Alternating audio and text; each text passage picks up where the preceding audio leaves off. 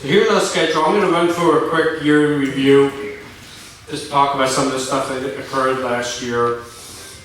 And then John Machamer's going to come up. He's got a couple of things on tow pilot stuff that's germane to everyone. We'll take a 10-minute break, and we're going to go with Rich Carlson on safety 2. This is building on what we did last year. And I'm going to talk about some of the pre-flight and post-flight things that I think we need to bone up on a little bit. Again, we'll take a break. Tom's going to give us another little white gizmo we have at the OD and put it in the tow plane for tow times and tow altitudes. So that's been expanded. There's a version 2 of that, so Tom's going to talk to that. And then I'm going to talk about some adjustments we're going to make this year for our launch procedure. We try to bring people up to speed on the reason why, then we'll wrap it up and go to lunch.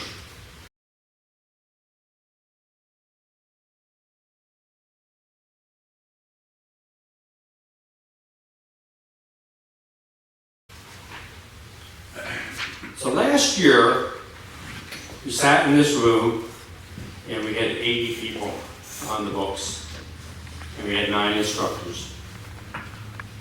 We added some people during the year, and then of course every year, at the end of the year, we lost some. People move away, people give up flying.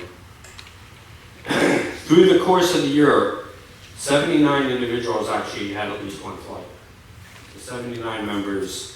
I don't know what the peak membership was during the mid-year or something, probably about 85, maybe as high as 90. 7 of our pilots flew 50 flights. That's commendable. 12 flew 5 flights. Okay. That's barely current, let alone proficient. Okay. Be nice to flip-flop those numbers. As far as going into 2025, the last count I saw, as far as actually paid and everything, 79 members, 29 of those are students. We got a lot of students. 50 are rated, and we still have the same 9 instructors and 2 ground instructors. And we have a newly minted instructor, but he's not quite going to start instructing yet. He wants to get a little bit more time getting familiar with M-ASA. He's new to M-ASA. And we got a couple others that I think are on the horizon. So it's possible we'll see a couple more instructors by the end of the year, but don't quite know.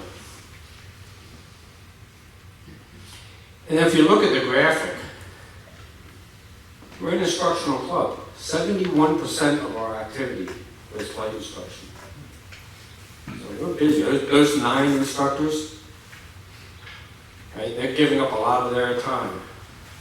They could be flying a glider in order to help grow this club and bring people into the fold. 22% was us, the collective us going out and just having fun. And then 7% accounted for some of the rides we do. Is that calculated by number of toes or hours flown? Toes. This is toes. Now we look at the flight activity, and again, the graphic is toes. So you got 26% were privately owned gliders, and 74 were the club gliders. So we had 1,464 launches. I think normally you were targeting 1,500 was your dream. We came up a little short with the lovely weather we had. But it's still respectable given the conditions that we had. And we had, Dave Weaver did 67 of those flights. And a lot of those were the rides. And then Jay actually surprised me. Jay's one of my students. He came in at 59 flights and he missed a lot of weekends last year due to travel. But he still managed to get out and get 59 flights. And then Mike Edlin, he shows up a lot throughout these slides. He came in 3rd at 58. Now when we look at it from hours, Mike Harbaugh, Nerda at 89 hours, Dave Weaver at 77, and Tom Jones 76. As a side note, I put Condor on there. We had 6 people take advantage of our part-task trainer that we have and log in 14 hours in it. We're making some changes to it I'll talk about later, and I expect to see that number go up.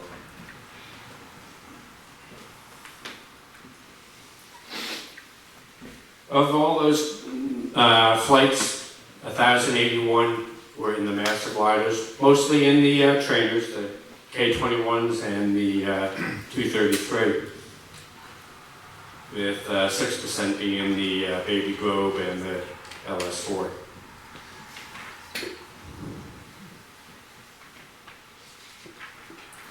For those doing the makeup, they're going to be taking a test.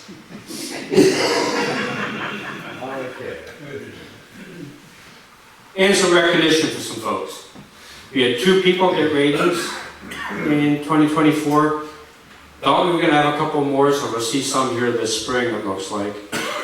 Henry finished his private pilot in June, and Mike Edlin did his commercial transition in October. I doubt Henry's here since he's off at school. Mike Edlin here? Ooh. We also had 4 solo flights. Mike Edlin. So he joined the club last year, soloed in July, got his rating in October. If you apply yourself, it can be done. Okay? Mike, you got, July was a good month for solos, apparently. Solo the following week in Charlotte, the week after that, and then Jack in November. So congratulations, guys. Should see some more ratings. And then when we take a look at the instruction and the tug drivers, Rich Mateus, once again, he's a machine, and he came in with 213 instructional flights. And Lance Knuckles, a little bit behind him at 135.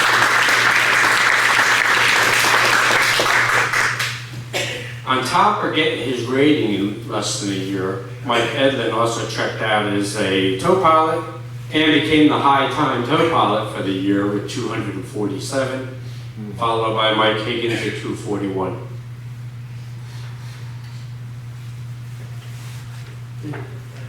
Anytime we have the good happens, we get a little bit that's not so good. So we had some airplane maintenance issue.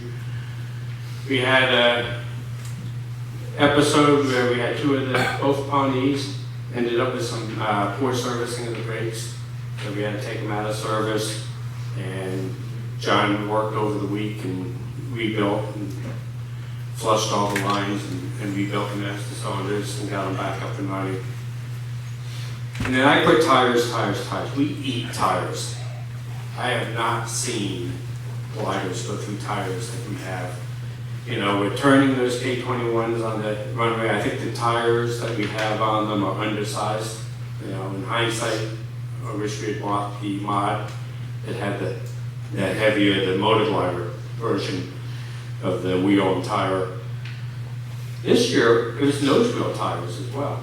We saw some real strange stuff with nose wheels. Some of them indicating that maybe they were being flown with flat nose wheels. So we got to make sure we're checking those. Right? We don't use them a whole lot, but if, you know, it's part of the aircraft. We got to make sure they're inflated. We had an unsecured bolt in one of the gliders. We're going to talk about that later in the pre-flight thing, because this was a massive miss. Thank goodness it was caught when it was. And so we'll go into that one a little bit more, but we got to add some thinking to our pre-flight inspections. And then the 233, the aileron bushings after 50 years of work, so Dave had to address that and fix that up. And we lost a couple of weeks of use of the LS4 due to an odd trim issue. And I think it took a lot more to troubleshoot it than to fix it. I put down the clear communication. There's a couple of things this could be. You know, the one that came to my mind is we had an incident where there was less than stellar communication between a flight instructor, the person he was flying with, and the tow pilot. And it made for a little bit of a dicey departure for the first 15, 20 seconds, and then got it sorted out. But we need to be communicating better. The other area I see with communication is our traffic pattern calls. They're getting worse, not better. People are 2 miles out calling downwind. If you can't see the folks on the ground, they can't see you. So be in close enough so when you make the call, people can look and now they know where you are. So we'll talk about that again later. We had a fairly significant ground loop with the LS4, no damage, which was good, but it did happen, and it was a wake-up call for at least one person. And then we had a PT3, that's premature termination of the takeoff with the 233. So they took off, they're climbing out, they get out of position, lost sight of the tow plane, did the right thing, called the release. They had a plan, they started executing the plan, but that turbulence that caused them to get out of position is behind them as they turned around, and now they're in it again. Right? Things don't just go swimmingly well once you get off. And because of all that turbulence, the sink associated with it, they ended up going into Carlson.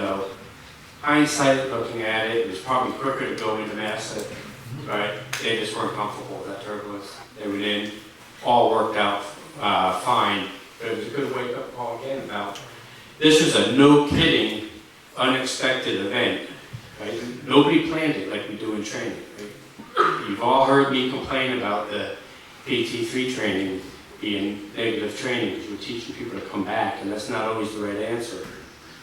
They were in a good position to come back, but they didn't account for all the other factors. And maybe I start with. Glenn, Yeah, is Carlson still an airport? it's on the books. There's some construction there. Right. Getting a glider into there, you can do it. And they actually There's aero roads tow ahead in out. there. They were able to aero tow out. But I haven't walked it, I wasn't around that weekend. I wouldn't plan on it. So it was a pretty good year. As always, we can make it better. It's up to us. This is all about us. It's not me, it's not Rich, it's the safety officer, right? It's all of us. We're going to have some challenges, especially with the instructors this year.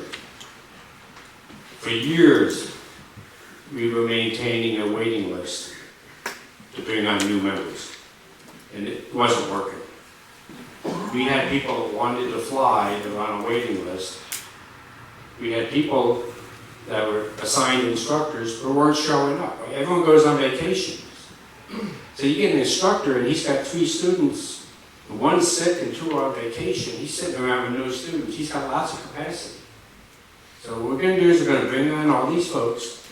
Most are going to get assigned instructors like we always did. Some will be in the wings without an assigned instructor.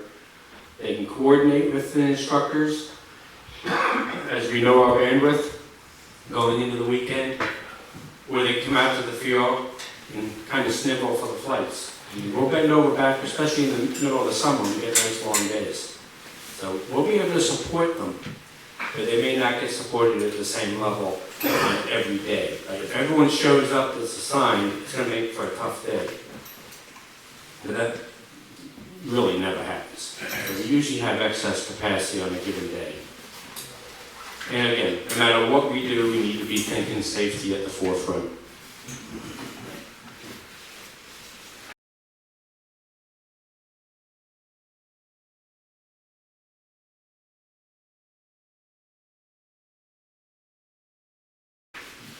So, John, you want to come up and say a few words?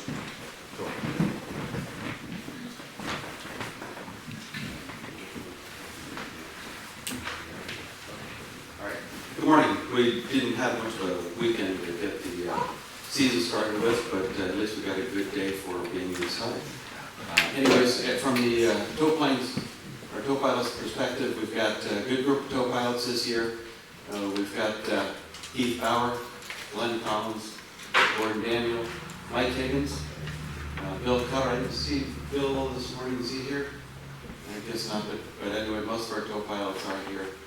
Mike Smith, Kent Waymeyer, Michael Edlin, Lou McDonald, and Blake Kozlowski. I don't know if he'll be towing for us at all this year. He's pretty busy. He took a job down in Central America, so he's away. Well, he's away for about 6 weeks at a time, and then he's home for 6 weeks or something like that. So, anyways, and then we've got a couple in the pipeline: Mark Phillip, Andrew Rowell, and Hank Williams. So hopefully get these guys up to speed and qualify this spring. We're always looking for new tow pilots, so anybody who's interested, it's got the experience that we need, and the tail wheel experience, just let you know. The springtime is the best time. We all get really busy in the summertime, so happy to get flying. Anyone's interested, check the operations manual for the club requirements, and then contact me at jkmontycompensate.com. We've got some forms to fill out at the back of the operations manual to get that process moving along. So the 2 pilots that are authorized right now for training are me and Mike Smith. The tow planes, all 3 are up in airworthy. We've got the 2 Pawnees and 1 Super Cub. However, we've got an issue with the Pawnees. The certificate holder, who is now in M-ASA in Argentina, not Piper anymore, issued an AD on the Pawnee, which requires some in-depth inspections of the wings and so forth. Now that AD is not applicable in the United States yet, and what the FAA does with it, we haven't really heard yet what their interpretation is going to be and what they will enforce. But we're anticipating that it'll probably come on along the lines of the service bulletin that's already out pertaining to the Pawnees, and we're looking at the service bulletin right now. We're making plans to go ahead and comply with the service bulletin with the inspections that are required. It's going to require putting 12 fairly large inspection ports on the bottom of the wings, 12 on each airplane. So it's a fairly involved process, but that allows us access then to get in and do the inspections that are required by the service bulletin. And it's going to require, it's going to require that when those are done, when that happens, in fact, I just got a price today for the ports themselves. We'll have those manufactured locally and start that process fairly soon. But it's going to require that each airplane is taken out of service for a period of time to do the inspections. Yes, Al? Is that inspection for corrosion on spars? What is that? Well, there's 2 parts. There's actually 2 service bulletins, one AD note, and one service bulletin has to do with corrosion. Now, both of our airplanes' wings have been recovered within the last 10 years. There was absolutely no corrosion. We don't take them out in the weather. We're not spraying with them. I'm not concerned about that part of the service bulletin, but the other part of it, it has to do with each time the wings are recovered and leading edges are replaced. The way Piper did it, and don't ask me why, but they wrap the leading edge around, and then it's attached to the backside of the spar on the flange. So each time that a new leading edge is put on, there's a possibility that additional holes are drilled to put that leading edge on, which then, the airplanes are 50 years old or more, ends up with multiple holes in that flange. And that's really what the check is. The reason for the inspection ports is so we can get in there, take the fasteners out of the leading edge and pull the leading edge out of the way and look at that flange to see if we're seeing multiple holes. And what happens is cracks start to radiate from additional holes. And sometimes the holes are not drilled in the proper location as well. So, Thank you, John. yeah, like I said, It is pretty common that multiple drills and not in the right location. right, yeah, yeah, I've gotten reports of about 5 of them. yeah, And, since it's not an AD, it's only a service bulletin, they've put the inspection panels in, but a number of places, they're not replacing the spars at this point. uh-huh, yeah, yeah. Just keep an eye on it. Yeah, and like I say, it's gonna depend what the FAA does adopt in terms of this service bulletin that's part of the AD that they released down in Argentina. If that is, and too many holes in it, or the cracking, that's where the place is. There, yeah, To replace the spars? yeah. Well, it almost means completely. You've got to disassemble the whole wing to Yeah. replace the Yeah, spar. now there is an outfit out there that's developing a process where they can hold the ribs in place, take all the fasteners out and slide one spar out and slide a new one in. But Whether it's or not- still That's going what to I'm saying. require uncovering the wing to do it. It's Yeah, still a yes. lot of good stuff. Oh, it's still gonna require uncovering the wings if Yeah. that's the case. Now, there's different time limits depending on how old the airplane is and so forth, There is raw material for the spars available. Now, how old are our aircraft? How old are our aircraft? Yeah, how old are the Ponys? 60s, 70s, yeah. So they will come into the category of the later airplanes, but they've been around for a long time. So the first part is to start getting those inspection reports in, probably go to the area of interest first. Put one in there, check that, because there's an area that they have concerns about. So we'll go in there, see what we're dealing with before we go to the, and if it's bad, then we'll take it out of service immediately. If not, then we'll put the rest of the reports in and then continue the inspections that way. So, anyways, you're going to see one or the other airplane out of service for a period of time as we work through this. Okay, just for your information, Aero Services of Winchester just did a forming down there. So they have experience doing it if you're looking for Okay. help. Okay, all right. And then the other AD that did come out, and I don't know if anybody's knows this one, but came out for all Piper aircraft, Pratt & Covered 5 Piper aircraft with there's a rudder AD. Yeah, that'll be on the Super Cub. Well, I've already checked that one, and You're okay? it's 4130. It's 4130. Yeah, so. Yeah, that one doesn't impact the Pawnee, even though the Pawnee rudder is the same basic design. Yeah. But because the Pawnee type is held by Latvia, it doesn't apply on the AD. Mhm. So, but that's where we are there, and like I say, just if anybody's interested in getting checked out in the Super Cub, contact me. If anybody's interested in towing, let me know, and we'll get working on it. Season checklist for our co-pilots. Check your logbooks, make sure you have a flight review within the preceding 24 months. The M-ASA recurrent pilot training within 24 months. And remember, the first hour is free, so give me a call, let me know when you're going to be at the field, and we'll get up there and we'll get that training done. Or when you do that. Current FAA or basic med, obviously. And then qualification-wise, the FAA aero towing and currency requirements, 3 tows or simulated tows with a qualified tow pilot in 24 months, or 3 aero tows in a glider every 24 months. So just make sure that everything is, you've got all the boxes checked as you start the season. In addition, there's good review in the operations manual. The aero tow procedures have changed a little bit. I'm sure we'll hear some discussion about that later on.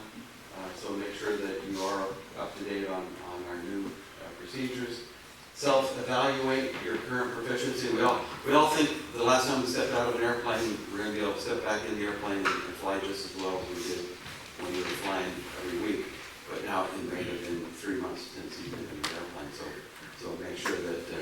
self-evaluate, and if you need me to fly with you, just give me a call and we'll get up and do some flying. Yeah, get together with one of our PA-18 backseat qualifying instructors, me or Mike. Rent the PA-18, get out and get a few hours just flying around.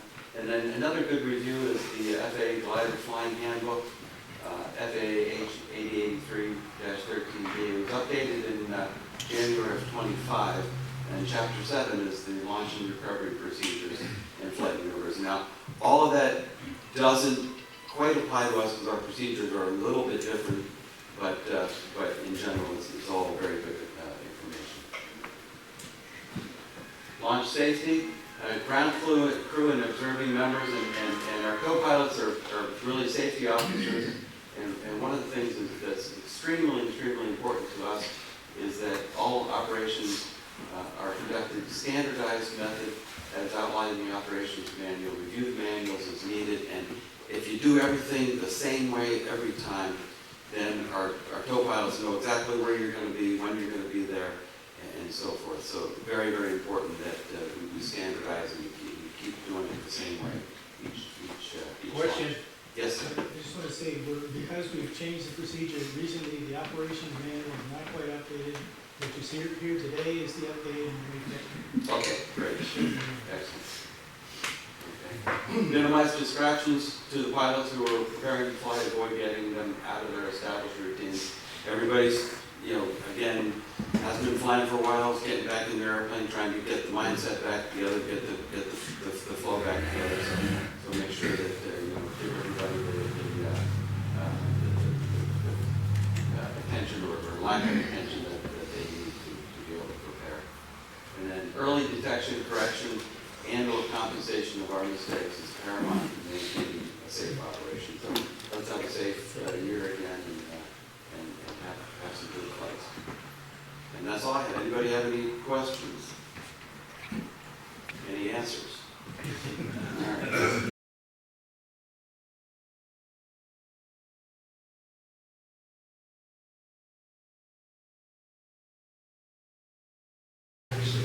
So let's come.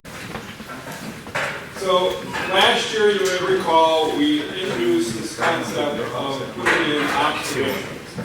We created a little QR code, we put a link on the website, and we asked you to make an observation about what you saw that you raised a concern with, whether it was something in an operational sense or flight safety. The object was to get an anonymous report. You could give your name if you liked, but we said don't even ask people for their name unless they really want to give you your name. Tom did a great job of creating a whole website for us. That's the QR code. And so we had an opportunity to start capturing what we were doing when things work, when things fail, and what we could do as a group to understand and fix things when they were going sideways, or as my friend D. Carlson used to say, pear-shaped. So you notice here in March when we instituted this, we started getting some reports. They started going up, and then in August, everything fell on the floor. Why do you think that happened? We got fixing stuff. I went to Uvalde, Texas for the month. So guess where all these reports were coming from? I took it seriously. I wanted to know what we were doing. I want you to take it seriously as well and start putting in reports.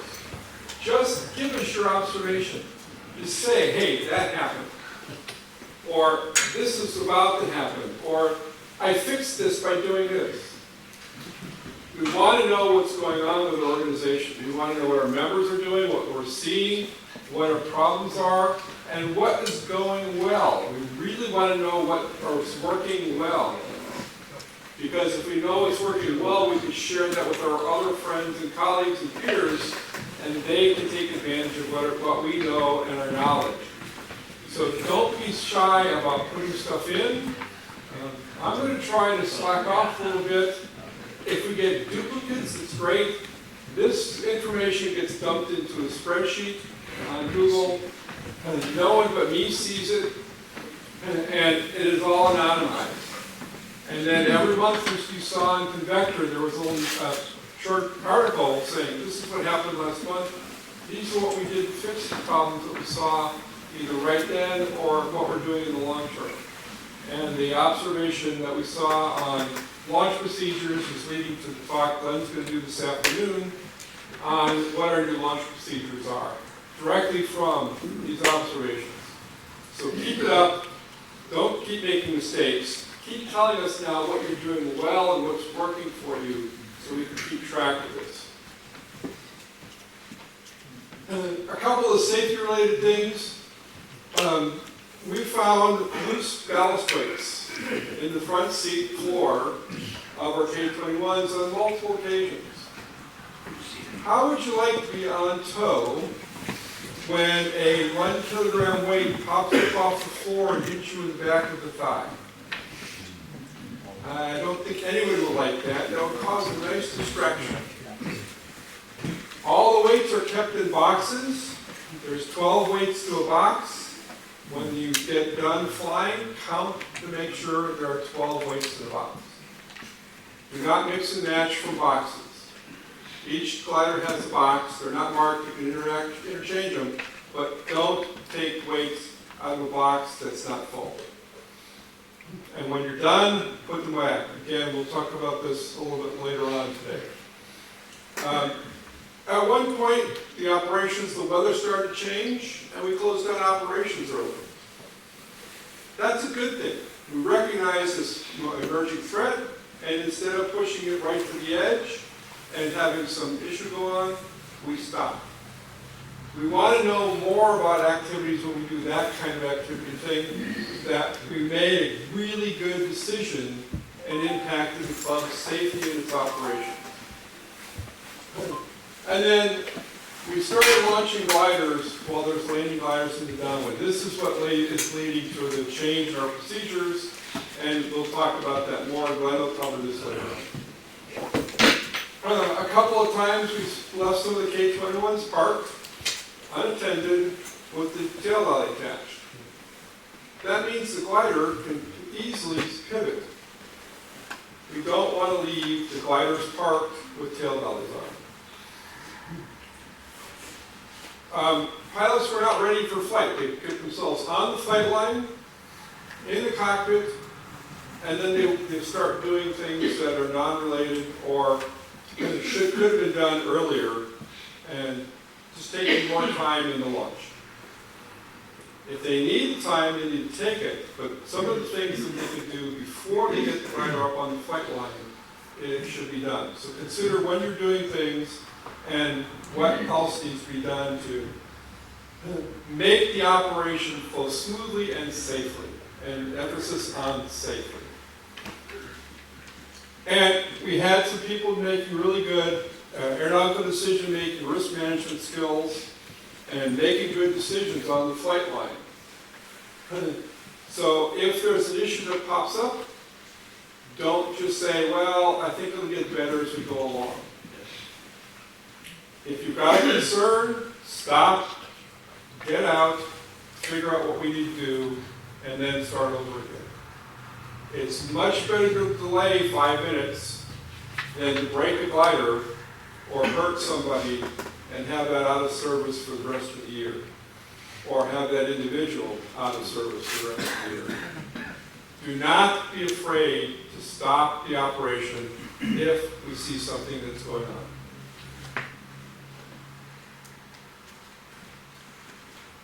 Now this question is, how do we measure our safety? Are we getting safer, or is our safety exposure getting worse? And historically, this is what we've looked at. We've looked at what we call Safety 1. This came out of this book by Eric Holnago called Safety 1, Safety 2. Safety 1 is a condition where the number of adverse outcomes, a near midair, an accident, an incident, is as low as possible.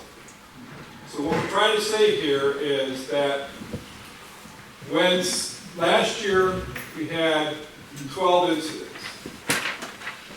this year we would be safer if there was only 9 incidents. The number of incidents goes down means that we're getting safer. incidents, accidents, and misses. That's historically how the aviation community has worked. The fewer number of accidents we have each year, the safer we think we are. That methodology has worked very well for multiple decades, but it is not showing the improvement levels that have been historically achieved. So what do I mean by that? Let's look at a little example here. We've got Bert and Ernie. They're partners in a K-21B, or an Adventist 2BX. For those of you unfamiliar, the 2BX has an adjustable seat back and rudder pedals. The seat back can only be adjusted on the ground. Today, Bert gets in the glider, he's rushed, so he puts it up on the flight line. He forgot to check and readjust the seat back after his friend Ernie, partner Ernie, flew it. He's on the flight line, realizes he's got having trouble getting full elevator control because he's sitting so far back. But he continues to launch anyways. He starts to move the flaps from negative to positive, but he can't reach the handle. He gets distracted. Tow ends when the tow pilot pulls the release. What would the NTSB report read? This is a loss of control due to pilot error, probably used in failure to utilize checklists.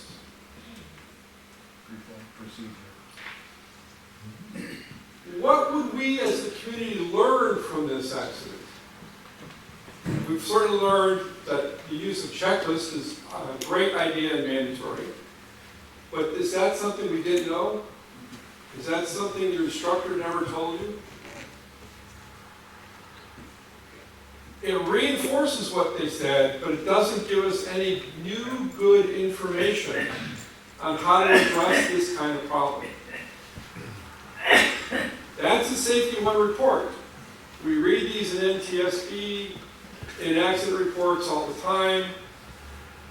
We're looking for ways as a community to understand what went wrong and what we should fix. And what we're seeing in the community is that nobody's making new mistakes. So we can't learn anything new because all the mistakes we're making are mistakes we've always made before. So how do we go about getting to a new level where we're trying to make a different set of procedures? That's where we get this Safety 2 concept shows up. Safety 2, the definition is the number of successful outcomes is as high as possible. When I first read this, I kind of sit there, my head kind of exploded and said, I don't understand how to do this. So I've been spending the last year trying to figure out ways to articulate this. And so it kind of occurred to me that I learned about flying from that style stories, where somebody said this went wrong, and here's what I recognized, and here's what I fixed, is a Safety 2 style report. So we have been using this kind of activity and methodology in the past. We really just haven't called it and called out that's what we're trying to accomplish. So let's look at that scenario again, but this time Bert, when he closes the canopy, realizes that the seat back's in the wrong position. At that point, he aborts the launch, gets out of the aircraft, and fixes the problem. If you were Bert, which would you rather be? On tow, struggling to try to maintain control of the aircraft, or standing at the side of your glider, reconfiguring it? Second thing. The second thing, thanks you. Where's the fun in that, Glenn? So what actions can we learn from this? How did Bert realize that he was in the wrong position? You should have done a full. He could have done the checklist and realized when he did the checklist that the flight controls he couldn't reach. Tom? So does Bert's checklist include adjusting the seat back? Okay. Does he have a specific checklist item to make sure the seat back is in the right configuration for him? since he's got a partner with a different body size. I think that when he finds the seat in the wrong position, he remembers the stories about what happens in the future. Okay. Historically knows that if he does let this go on, it's going to be a really toads wild ride. Danny?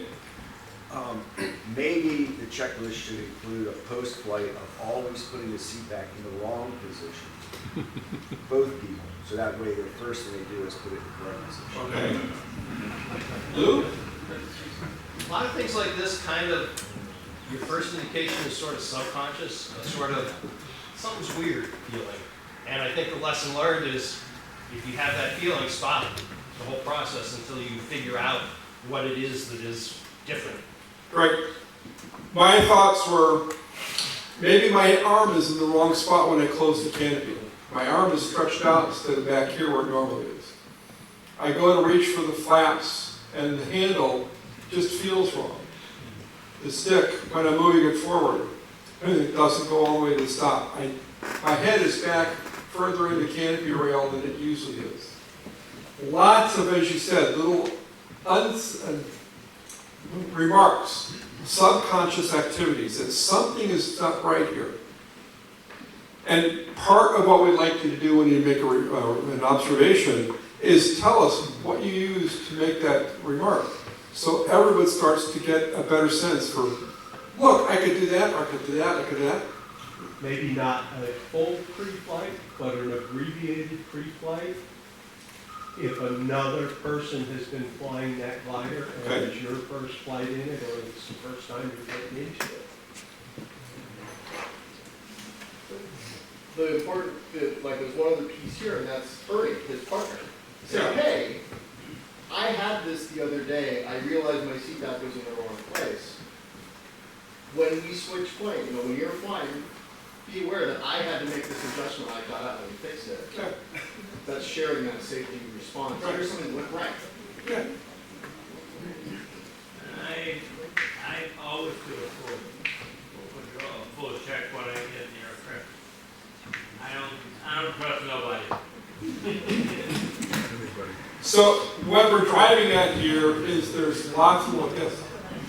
Maybe one comment is that I think the crucial here is that Bird was rushed, and to bring up this point, it helps to see someone get out of the glider on the start line and adjust something because it was a concern for safety. And the other people who are standing there, they would need to know that, well, it's actually better to get out to fix something, even under pressure, than to say, I might slip. I think that's a positive reinforcement that needs to be helped. Like, not be rushed and do a decision, and others make an observation that people did something for their safety, and this is good. Exactly. That was an extremely good observation. So, Awareness of pressure.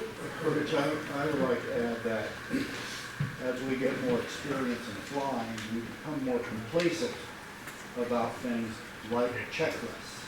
There are two checklists that this seller has made mistakes with, i.e. not using them. One outside plane and one inside.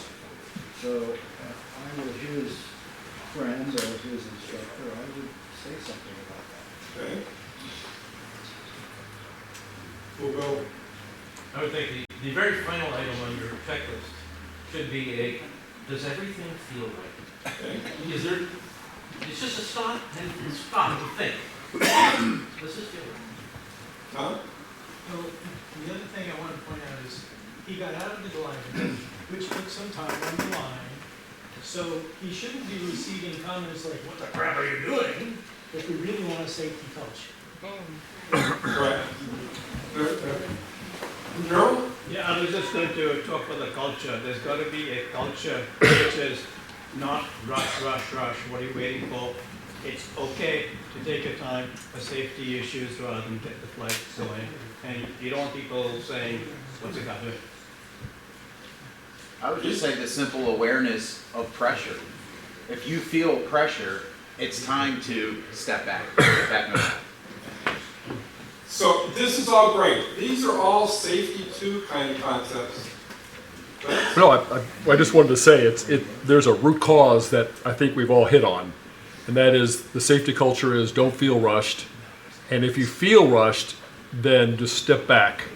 Because I can't tell you how many times in any organization I've been in, especially in clubs, where, you know, the tow pilot's there, flight line's backed up, and you feel now that you've got to like boom, boom, boom. So the safety culture would be number one. You should have had, before you go on the flight line, had that all ready to go before you even push it on the line. Then when it's on the line, take the time to do that. But if somebody's pressuring you, then you take the time to go, well, I'm sorry, we got kids here. So you just, that's the safety culture, is that nobody here should feel rushed. Nobody should press them to feel rushed. If that happens, that's a safety one issue. And what I want to drive the point home is, make an observation when you do the right thing. You don't need to tell me who you are. You don't need to rat your friends out. But let's start making more observations about when we do things right, rather than just saying, man, I screwed up. You can screw up and then do right, and I'm going to have to shut down because of time and keep the observation group going.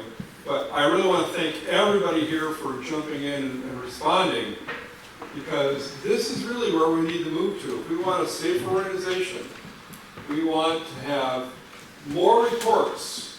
Because why are we making these reports? Not because we're stupid, but because we're human. And being human, we might make a mistake. If we catch that mistake, we want to help others avoid making that same mistake, or better yet, give them tools they can use to recognize when they're making a mistake, and that they've got options to figure out how to get out of it. Yeah. As a brand new student, how do I make an observation? There, scattered around the clubhouse and on the flight line, there's a little QR code. You click that, and it'll take you right to the page. So it's not on our website? It is on the website as well. There's a link on the website. Where is it hiding on the website? Normal, what's the hiding on the website? But it's on the logbook at the feed, it's attached to the flight log. It's also in the. We'll get that fixed, so it'll be there. Yeah, because I can't find it. All incidents always have a chain of things that lead up to the incident. The primary thing here is Bert was rushed. Yeah. If we backed up in that chain, why was Bert rushed? As opposed to trying to fix it afterwards, if Bert had had spatial relations to where things were in the operation, where is the tow plane at any given moment in preparation for his launch, he probably could have started his organization to get into the glider much sooner and not been rushed and not missed that. That is all very well and true, but unfortunately, as a human being, I could make a mistake. Yeah. I know you can't. Oh, I know. But I could make a mistake. Even though I've got years of experience in this, I could make a mistake. And when it does, that's where I want to catch it, when I start to make mistakes. Yeah, and I disagree with your comment about I might make a mistake. I will. You will make a mistake. Yes. We all will make mistakes, and we have to understand that, because it is that, if that's what starts the chain, it's breaking that chain. Right. Like David said. The Swiss cheese model. And then, We will make mistakes. again, I want to emphasize that we want to report that so people can learn from our mistakes and learn how we fixed it. I think that's really what we want to change. It's not just I made a mistake, but what did I do to fix it? Kathy? Now, I think it's really important for the entire operation to understand that this will happen, it's happened to me. And when you get out, there is rush whether you want to or not. The answer is that glider at that time should be pushed off the line. And that's an OD call as well as a pilot. I know when it happened to me, I get out saying, help me push off the line. Right. Now I'm not rushed because I'm going to wait, and that's the safe thing to do. Right. Push off the line. Don't hold up the whole operation. Clearly you feel rushed if everybody's waiting for you to adjust your seat. So push off the line, and OD should be facilitating that. not with condemnation, but just like, okay, we'll push you off. When we Put you back on we'll with the push you on. Now you got all the time you need. Final comments? The culture issue, again, goes beyond the moment of when that issue happens. And when folks get back after a flight, some consider it gentle ribbon when you're in a pavilion. Can't believe that, but folks need to think about what they say to that pilot when they get back. Because I'm a first time here, and you hear gentle ribbon, and it's as bad as the rush that you feel in the moment when the incident happens. That's correct. We need to acknowledge when people are doing things right as much as or more than when they do things wrong. And we don't want to denigrate people for making mistakes. Andrew, last comment. Yep, so last one, for folks looking for it on the website, you have to actually be logged in, and then it's under the 4 members tab. So on the plus side, John Doe and Sally out there can't just be submitting comments and photos. Log in, 4 members. Okay, so make those observations. Tell us what we need to fix. Tell us what went well as much as what we need to fix, even more so. Through our code website, don't wait for others. I can deal with duplicates, so don't make me the reporter as the only guy sending stuff in. Organizational issues, what are we doing as an organization? What do we need to fix? What did we do wrong, or what did we do right as an organization? Safety style 1 reports, something went wrong, we have to correct it. Safety style 2 reports, something worked well. I recognized that this was about to go pear-shaped, and I fixed it. Here's what I did to fix it. And any maintenance issues, we just want to understand what's going on. Make observations, please. Let's try to drive the numbers that we want up and drive the numbers we want down. So with that, I'll thank you all. Turn it back over to Glenn. Jim? Yeah, I'd just like to say, I've been an AAP for a little while, and listening to what Glenn's saying is, there's a lot of a term out there that's moving huge forward in the FAA and the aviation community called SMS, Safety Management Systems. In a lot of areas, it's becoming regulatory, in particular for the Air Corps group. And whoever in your group is reviewing these, one of the terms I really like is non-punitive. When you submit it, whoever in your organization is reviewing these, they're looking at them not to whoop up on somebody, but that what can we do better? It could easily be a cultural thing, or the manual's not clear, or whatnot. So I'll just say, as the FAA guy, what you're doing is spot on. Okay, and like I say, I like the term non-punitive. It seems to fit nicely.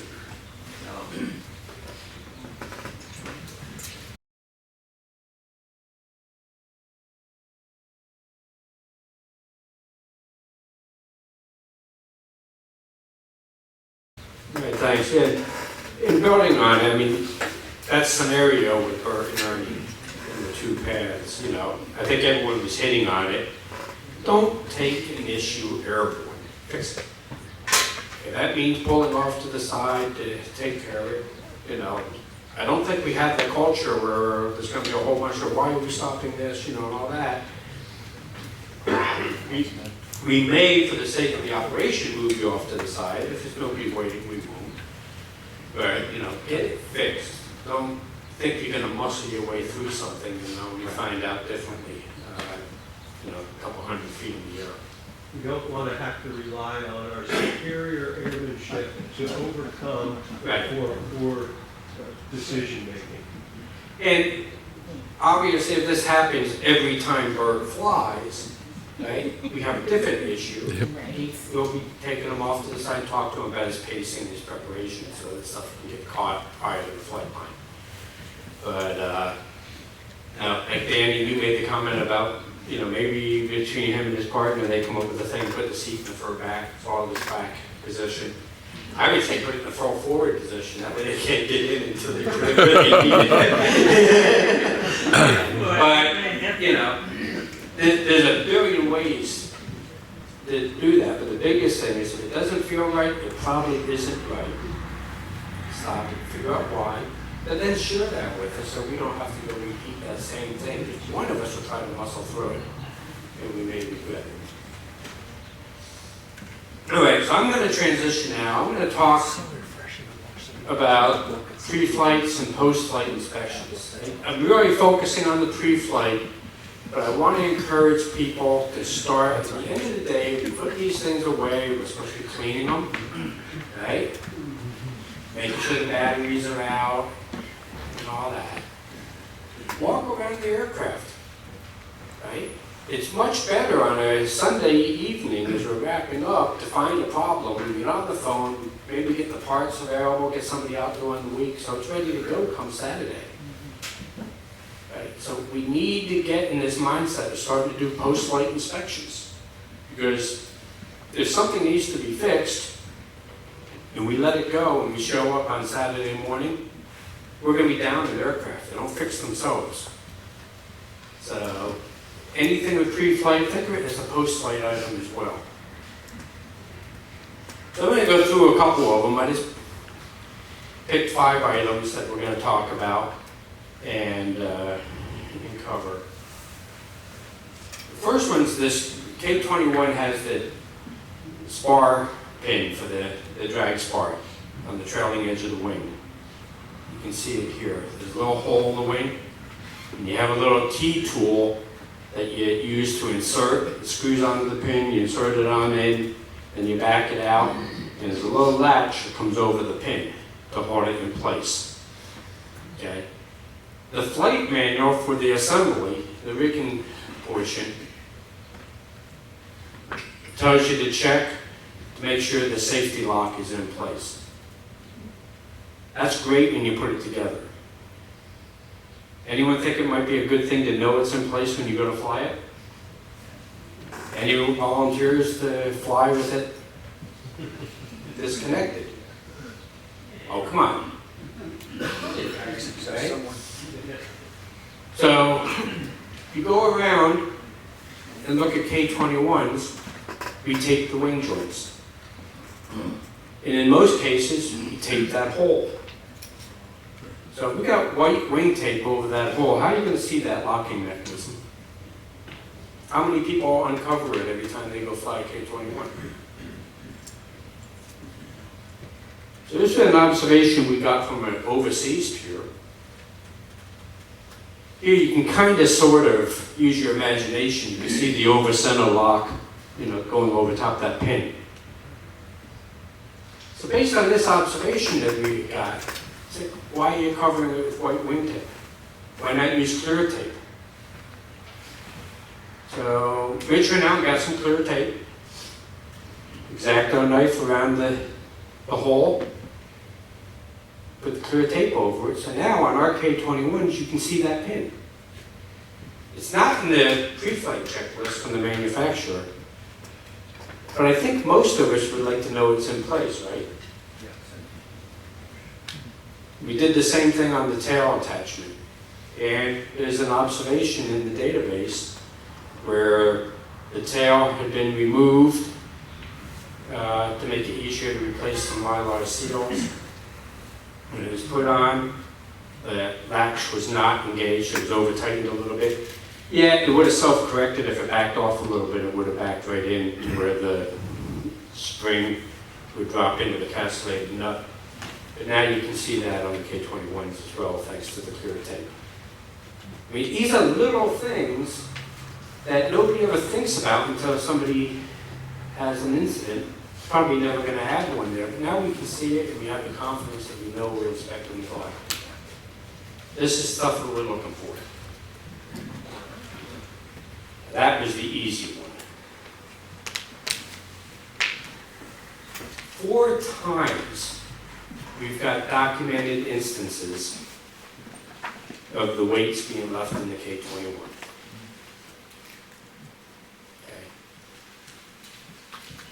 In 2 of those cases, most of them were removed. The pins were pulled, but one weight stayed behind, laying on the floorboard. Okay. Rich talked about this earlier. You know, you don't need those weights floating around in the cockpit. Distraction on tow. Did somebody leave a weight? Or is that one of Danny's pet snakes that he's crawling around? Okay. I think you all know what those weights look like and are familiar with the boxes. There's 2 boxes, they hold 12 weights each. That's what we want in them. If they're not in the glider, they're in the box. And there's a mechanism on those boxes for storing the pins that attach them. If you fly with the weights, it's your responsibility to make sure they're removed when you're done. Okay. However, if you're going to fly a glider, you darn well better know what's in that glider. Okay. So both the person that used the weights last and the person who's about to fly the glider next both have 51% of the responsibility. Okay.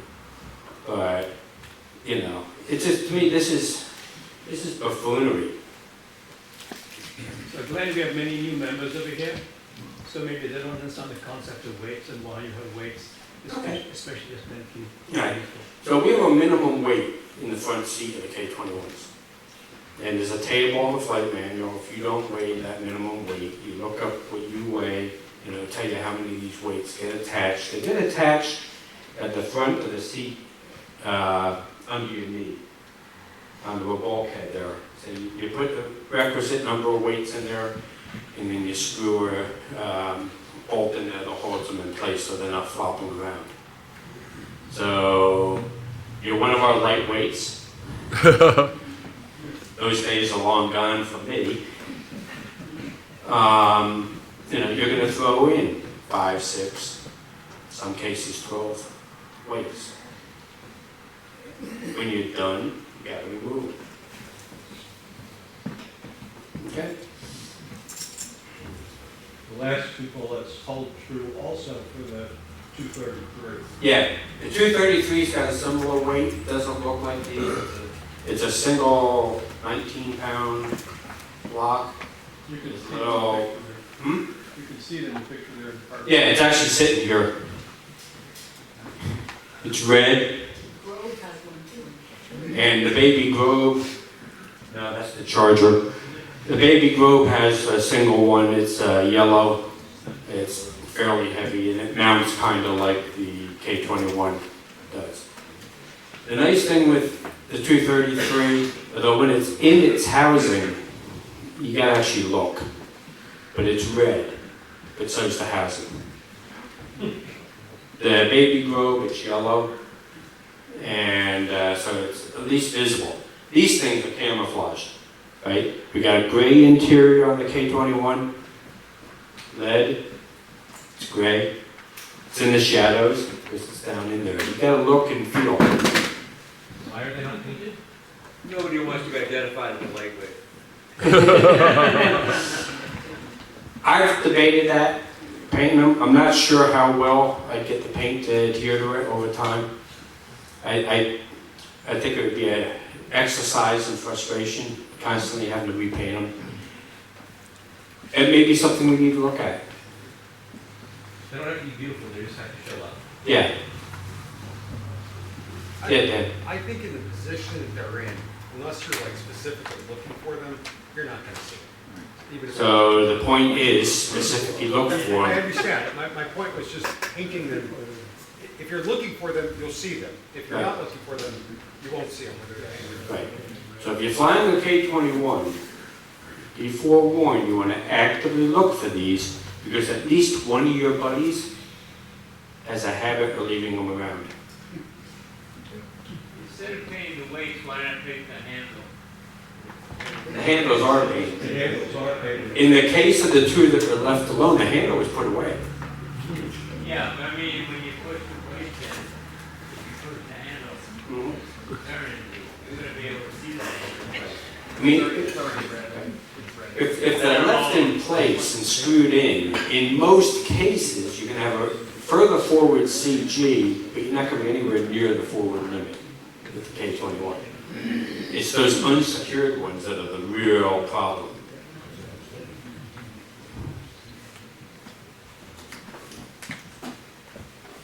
So let's move on to this next episode. This is a real interesting one.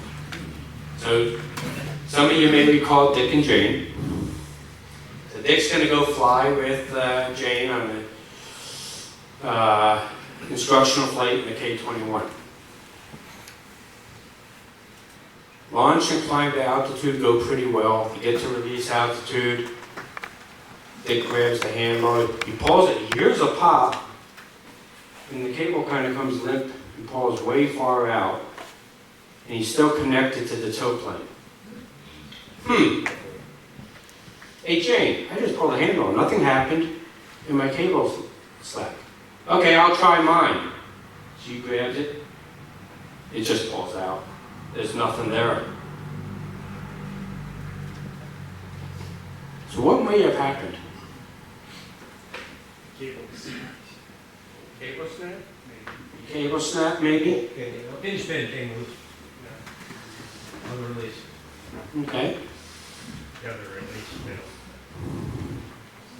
Who cares? Is this a problem? Yeah. What happened? It's not working. Not really. Yeah, you can. You could, but it wouldn't be ideal. It's actually not that hard. Do you need to do that? Right, the tow plane can release. How do we tell the tow plane to release? Radio? Yeah, you key the mic and tell them. That's why we have radios, right? You can get all fancy into the visual signals, but try the radio. If that doesn't work, then move on. There's no rush. Do it over the field. What's going to happen to the rope when the tow plane releases? It depends on the glider. Yeah, it's connected. Is it going to back release? If it does, it's going to go away. Not on a K-21, which is supposed to be using the forward release. Forward release, It's yeah. going to have a back release. So you're going to land with 200 feet of rope trailing underneath you. So at some point, when you run over that rope, you'll break it. But you're going to get a pretty good tug as the nose slams down on it. And then the nose wheel will break it and shear through it. Okay? Can this happen? Is this a realistic issue? First, yes. Second, in situations like that, would you be well advised to get on the radio and tell the pilot the tow rope won't release? Can you give me another couple thousand feet and then release me? Why? Yeah, you can call his fly release. Yeah, you can call his release, you know, again, coordinate, and that's why the radio is better than the visual signal. Okay? So this fall, this was set up at M-ASA. One of the K-21s came out of the hangar, it was pre-flighted, dragged at the end of the line, and flown 6 times. And it was pushed to the back of the line, there was a gap. One of our members showed up late in the day, and I think he decided he wasn't going to rig his glider because at the time he showed up, he was just going to take the K-21 up. But he decided to look it over a little bit. And when he did, this is pulley that goes through to the release, this goes to the release handle. This nut was missing. Gone. Right? You would think, you know, in my mentality, I would be expecting something like that would be a castellated nut with a safety pin or cotter pin. But the Germans don't do that. It's pretty rare to find any cotter pins and castellated nuts on the German certified airplanes. They use the fiber lock nuts. That's how this thing backed off. So had that bolt backed out, It was still wedged in there. It backed out a little bit, and then the threads caught the bracket, and it just kind of hung up there. We have no idea how long that. We know it was gone all day because we never found the nut. As I recall, Glenn, we never found the nut. That's what I just said. Yeah, we never found it, so it's been at least a day. This might be a safety 2 question, but, and this might be one for Dave Schober to answer too, is even though it's a standard certified glider, could we replace that with a castellated nut and pin and just not worry about that again? I think Dave knew that question was coming because he went for the men's room. Dave and I talked about it at the time, okay. Yeah. and decided to go. Is, you know, we it was a 4mm nut. It took us a while to find one. Oh yeah, they're not aircraft. Yeah. You know, 4mm on the field. So we eventually found one that was able to replace it. Yeah, I'd love to, you know, get ahead of it, but at the time we said, it's, you know, certified this way. Let's not worry about making changes to the aircraft. So we put it back. My point is, when we're doing our pre-flight, how many people look at this mechanism during the pre-flight? Doesn't matter, they're the same. Right? So how many people are looking at that? We know one guy did. Okay. How many people inspect the tow hook? And they're on the checklist for the pre-flight? Yeah. That's part of the tow release. How long does it take to look in the cockpit and see that? Part of the front or the center belt road? Well, they're both connected through that. But the part where the failure was is readily apparent. I mean, you can see the rudder pedal. And this is the adjustment ring. So it's easily seen if you look.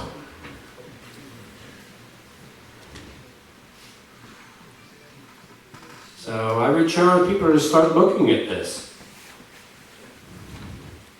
Well, and Glenn, I would question, how long was it like that?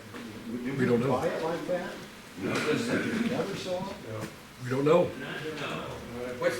What's the last bullet say? We don't know. It could have been 6 months. I doubt it. I think eventually that bolt would have worked its way out. Every time we pull that thing, it's getting exercised, and eventually it's going to work itself out. Great save by the guy that had his act together and actually looked at it. What happens if that egg comes out? And that goes out, you pull the handle, this whole mechanism comes loose, nothing activates the release. So think of it, what if it was a student on the first solo? We don't know when it's going to happen. Right?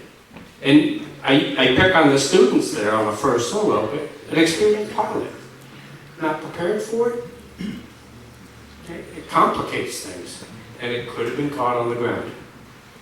Well, is that an inspection item on the $100? I don't know, I'm not familiar with the checklist on that. I would think so. Other glider clubs encourage that. But 100 hours is a long time. Yeah, not close. The other point would be is other users of ASP 21 who had that problem. I have brought it up in my travels to folks and nobody else has seen it. This is the only case of this I know. Interesting. But as I always say, if you can think of it, it can happen. But now you can watch it. So it's possible this could happen. Did we report it to ASP guys? I don't think it did. So there's a pretty good chance that somebody spun that nut on by finger until it got tight as part of the rigging. And then meant to get the wrench and tighten it, but they forgot that step because they went on to something else. That makes another case why it should be a castellated nut with a drill and bolt. Because you can't tighten it up. If you tighten it, it's too restrictive and it won't open it. You gotta just get it caught. But actually, tighten that 2 or 3 turns with a wrench to hold the fiber, otherwise it doesn't work. Right, and old school, you used to have 3 threads showing on through the fiber. That's not the rules anymore. If you go to 3 threads, it's too tight. and the release doesn't work, get it back out. So it really is just getting it caught. So the best mechanism to prevent this from repeating is look at it. Gordon? Yeah, maybe too many people might be working on this. Maybe that's a lesson that can be learned here. I don't know of any reason why people necessarily, other than a release replacement, so it's very possible the thing was loose when it left the factory, and eventually worked its way off. Don't know. Because that door panel on a bowling, that's not it. Anyone else want to make fun of my former employer? But I should have found it at the bottom of the. How did it get out? We've used the vacuum many times too. Yeah, the comment about we should have found it, yeah, I was concerned we never did. But I can tell you, in all the years of flying, there's been more than one case where we were finding it, and can't find it, we're looking, and somebody says, "What are you looking for?" "Oh, we're missing a nut that came off here." "Oh, I found one 2 weeks ago in there." I took it out and put it in my pocket, took it home. Wife yelled at me because it beat up the washing machine and they threw it out. Stranger things happen. Well, Glenn, I don't know, you see something, say something. Don't we kind of owe ASP guys an email to say, how this happened? I'm personal opinion is the most likely thing is it didn't get torqued right during assembly and worked out it for a couple of years. No one here in the club would have any record, I would imagine, of messing with that ever. Yeah, but it was replaced. Who replaced it? Well, we don't know if I don't remember if it was that one or not, because I don't remember which K21 it was. Yeah, the point I'm trying to make is, if we see it, there's got to be something else going on somewhere too. I don't think we did a report, did we? Yeah. Why wouldn't we though? We flew one of the K-21s, the static thing came off. And when we landed, we checked the airfield, and we were laying on the field. Yeah, okay, that's not my point. My point is, do we owe ASK21 an email? Hey, we noticed this, check your procedures. If we send them one, it'd be a long one, because I get a laundry list. Well, the point is, maybe we should send an email, so, say something to somebody else. All right, we can take this further. Did you have something? Yeah, just one quick thing, kind of related, but not specific enough about, somebody said that we didn't find the net in the cockpit. I've participated in pretty much all the annuals on the AS-21. We've got to pull the seat cans out. I can't tell you the handfuls of stuff we find when we leave that seat belt. So if you get in the cockpit, you find out you're missing your chapstick, about $7 worth of coins, or It's amazing how many people fly with loose change. But we have found bunches of stuff here, so keep track of your stuff and what sort of pockets you have for stuff. All right, so now we're going to move on to another one that showed up a couple times in the observations. I think I know of a couple more that never made it to observations. I know there's been at least one where maybe I was a culprit because I may have adjusted the altimeter a little bit for somebody. How many altimeters do we have in the Club K21s? Well, two actually. Gauges. Two of them. The gauges. How many? I see one correct answer. How many people think we have two?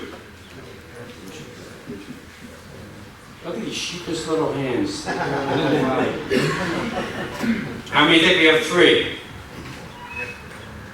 How many think we have four? How many think five? I'm going to change it to 4. Okay. Well, you changed it to 4. Pick out an instructor day. What are they? You've got one at each seat location. Mechanical one at each seat. You've got one on the transponder in the form of The transponder's got an altimeter readout. Now, it's a little different because it's set to pressure altitude 2992. And you also have one on the flight computer. And the clearing maps. I don't know how many drivers there are for all of those, but we have different locations. There are at least 2 drivers. So how many people are setting the clearing nav altimeter? All my students. All my students. Yep. First thing you do before you hit the left button when you turn it on during the day. Yep. Okay. How many people are setting the transponder altimeter? We got one liar. Because you can't. It's always set to 2992. Pressure. Yeah. Okay? Is there a readout for the transponder? Yes, there is. I'm sorry, would you recap, there's the one for each seat, there's the transponder, there's the computer, there was a what? That is, each seat is a separate altimeter. They're not linked. Okay? So then, how do we set these? I heard Fiodel, what's the FAA say that I said? Set it to the pressure out there. Yeah, this is the setting. The hands are the indication. Okay? The FAA says you use a barometric pressure setting for a station within 100 miles. I have all my students using their phone because they insist on carrying it and on a flight line. And you call up the Hagerstown AWAS and listen to it and set the altimeter. Or Frederick. Now, you think, or Frederick, it's not going to be necessarily exact. We're 20 miles plus away from each of them, but then you can tweak it to your field elevation. I love you guys that just set it to field elevations because I know somebody who might wall your altimeter back below sea, below sea level or 1,000 feet above, and get the hand close to field, the big hand close to field elevation, and you set it right to field elevation, and you're 1,000 feet off. And all of a sudden you're on tow. This doesn't look right. Those trees got bigger. Those trees look more like bushes.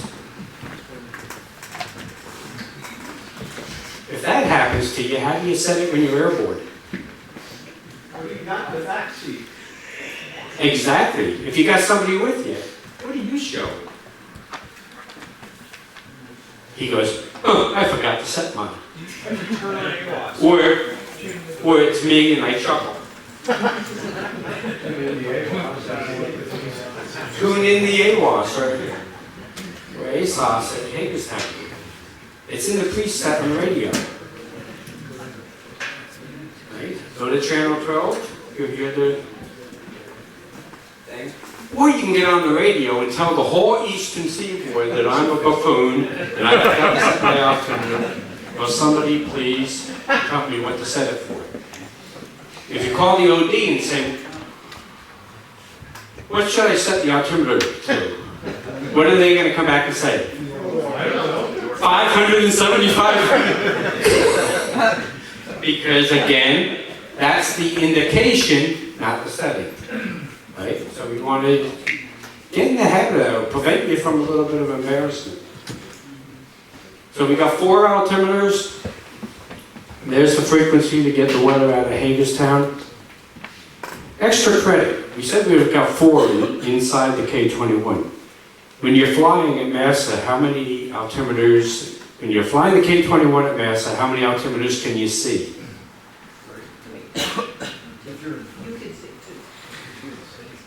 There's another one we didn't mention. You got a ski hill. Okay?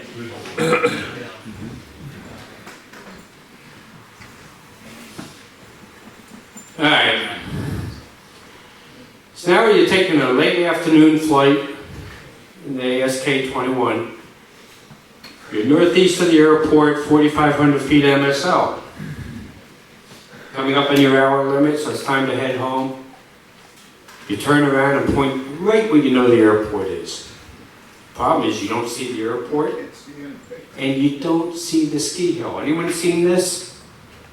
late in the day, the haze. It happens almost every day at the right time.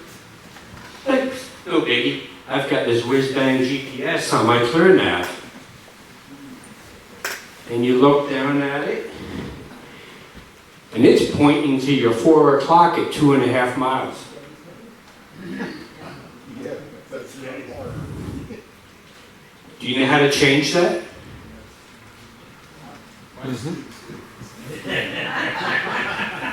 This is, you guys all know Dave and I sometimes clash, but we're also very much alike. And I get so frustrated at how few folks know how to use the equipment in the aircraft. So how do you change this?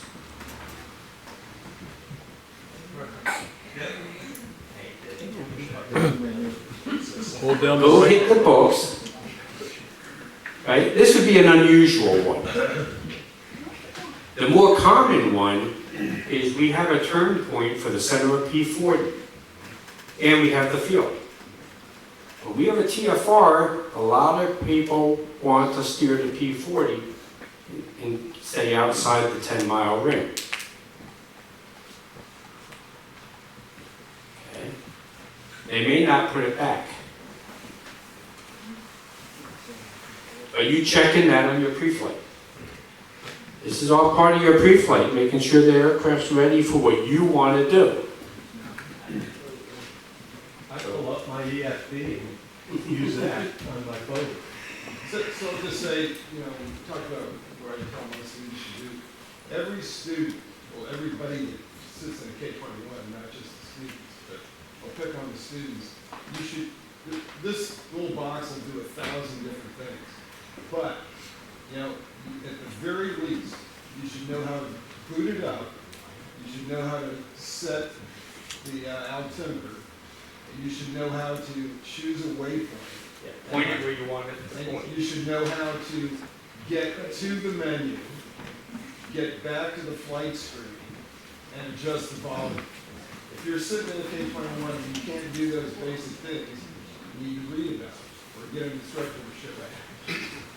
I called ClearNav one time, asked them if they had a manual, and they said, asked me if I wanted to write it. They actually There is a manual. They do have one now. They always had one. It's just online. Now there's one that you can actually download. So say you're one of the ones that wants to use the P40 turn point. Are there any guides when you do that? You put P40 in, steering to the center of P40, you got a 10-mile TFR ring. You got to stay outside 10 miles. So how far do you have to stay away? Okay, well, first off, you got to clarify 10 nautical miles. Right, it's a 10 nautical mile ring. And what's this say? And that brings up another question. Why can't we just change that to nautical, or is that preset in there? Inertia is a terrible thing to waste. The soaring community, through contests and all that, continues to use statute miles. Right. The rest of the world uses nautical. But if you change it to nautical, you would have to tell you need more altitude to get there. So. Well, I didn't fix the altitude on this. But we must have the dive rates open. So how far away do you have to stay if you're pointing to P40 to stay outside the TFR? At least 12. Minimum. Right? If you want to possibly get the opportunity to talk to somebody, you could stay 11.51. Well, 6,025. 12 is much better. Right? There's no extra credit to show the world that you can follow a whiz-bang GPS and go right to the edge. Because that's not what they're going to use to figure out if you penetrated it. They're going to use their tools, their radar. Their DAS are 11, which is a lot better than GPS. And many people have been violated that thought they were outside, but the FAA school showed them either right on the edge or inside. Yeah, I can tell you, if they try to violate you, being an ex-safety inspector, I can tell you, they won't use your GPS data. They're going to use the radar data. And that's what the judge is going to use if you appeal it. There's no big orange stripe on the ground. Yeah, actually there is, yes. In the area that we fly there is, and that's Bullfrog Road. But if you're at 3,000-4,000 feet, and you tell them you're really just outside, don't push it. Okay? Give yourself plenty of margin. You've got the whiz bang thing. They're useless unless you know their limitations and how to use it. Just a quick thing. In the TFR brief, there's a wonderful graphic that shows you where Bullfrog Road goes. So you're supposed to be looking at that every time you fly a TFR. So yes, let's fail. Okay, I can still say outside of the TFR.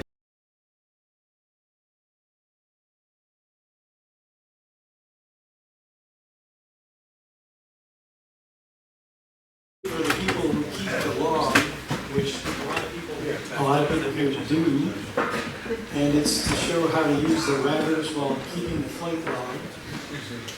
We're very soft-spoken, so we're really Always wanted more game.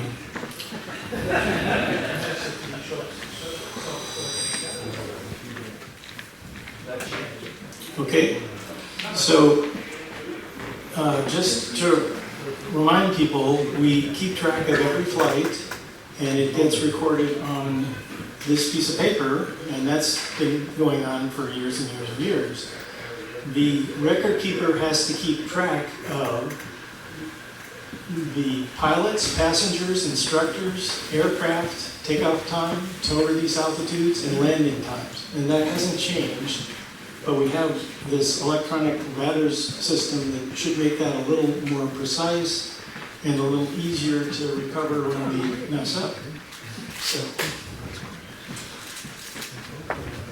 So the RATTRS system is release altitude and takeoff time recording system.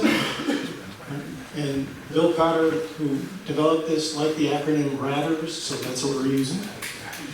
And basically, it consists of three devices. One is the ground unit, one is a tow plane unit, and one is a unit inside the gliders. And this is the change this year. Both K-21s and the 233 will have this unit, which the only thing you can see in the glider is a little LED, and there'll be a little label next to it that tells you that it's on and it's found the GPS.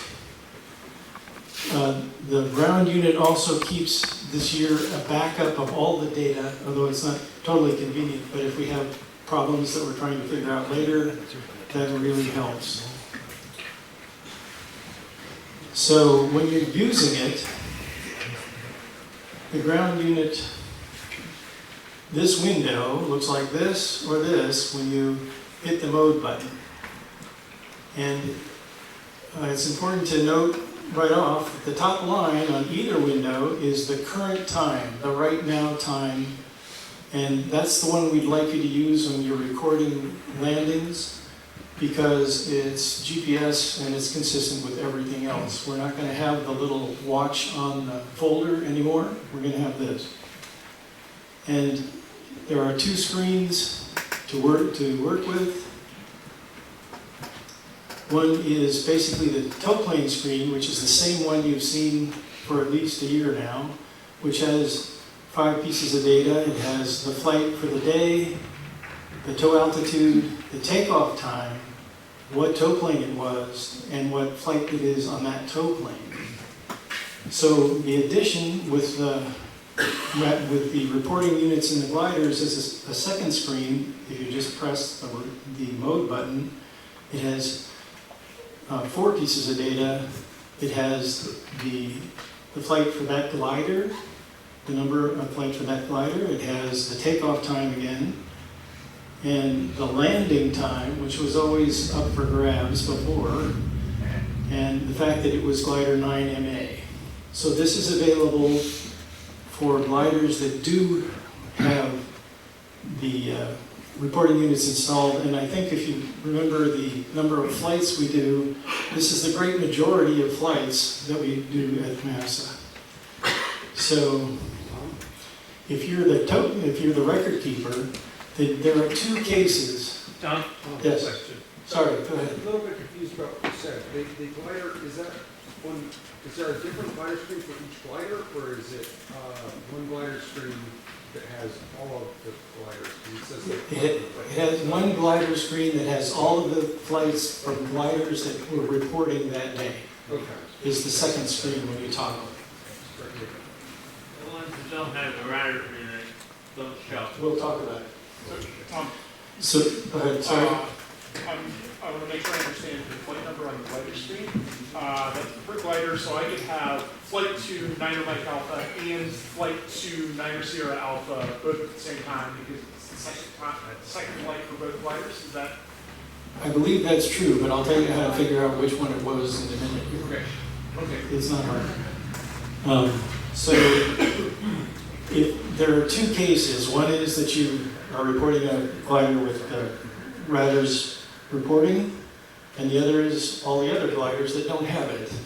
So, looking at the first case,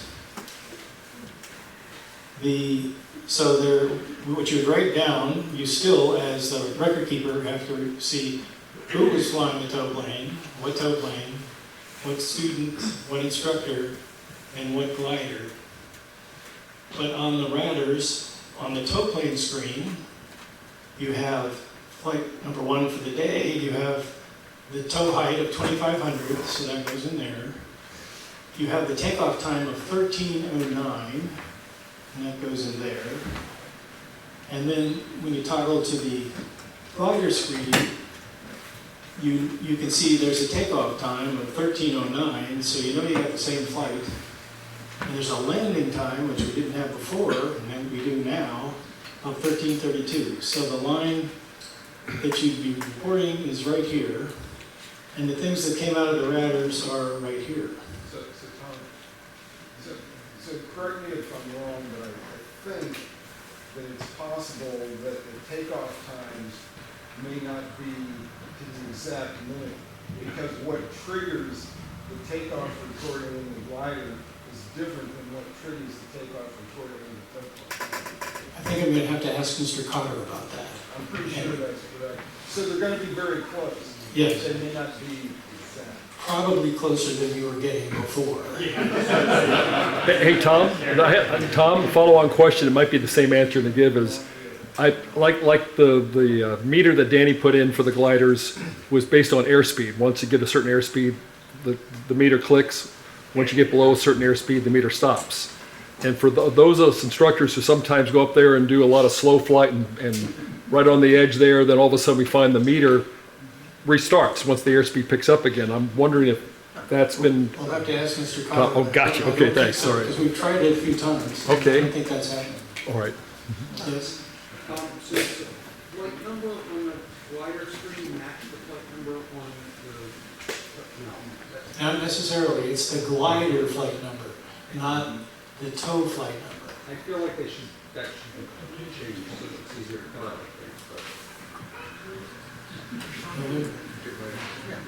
So this is, oops. But no, I get what you're saying. So this is basically that tow plane, or that's the flight number of the day. And it's the first flight of that tow plane of the day. Yep. So you can tell. So Dan, you could have gliders that do not have the RATTRS in them, like private gliders. Right. So the numbers will be out of sync anyway.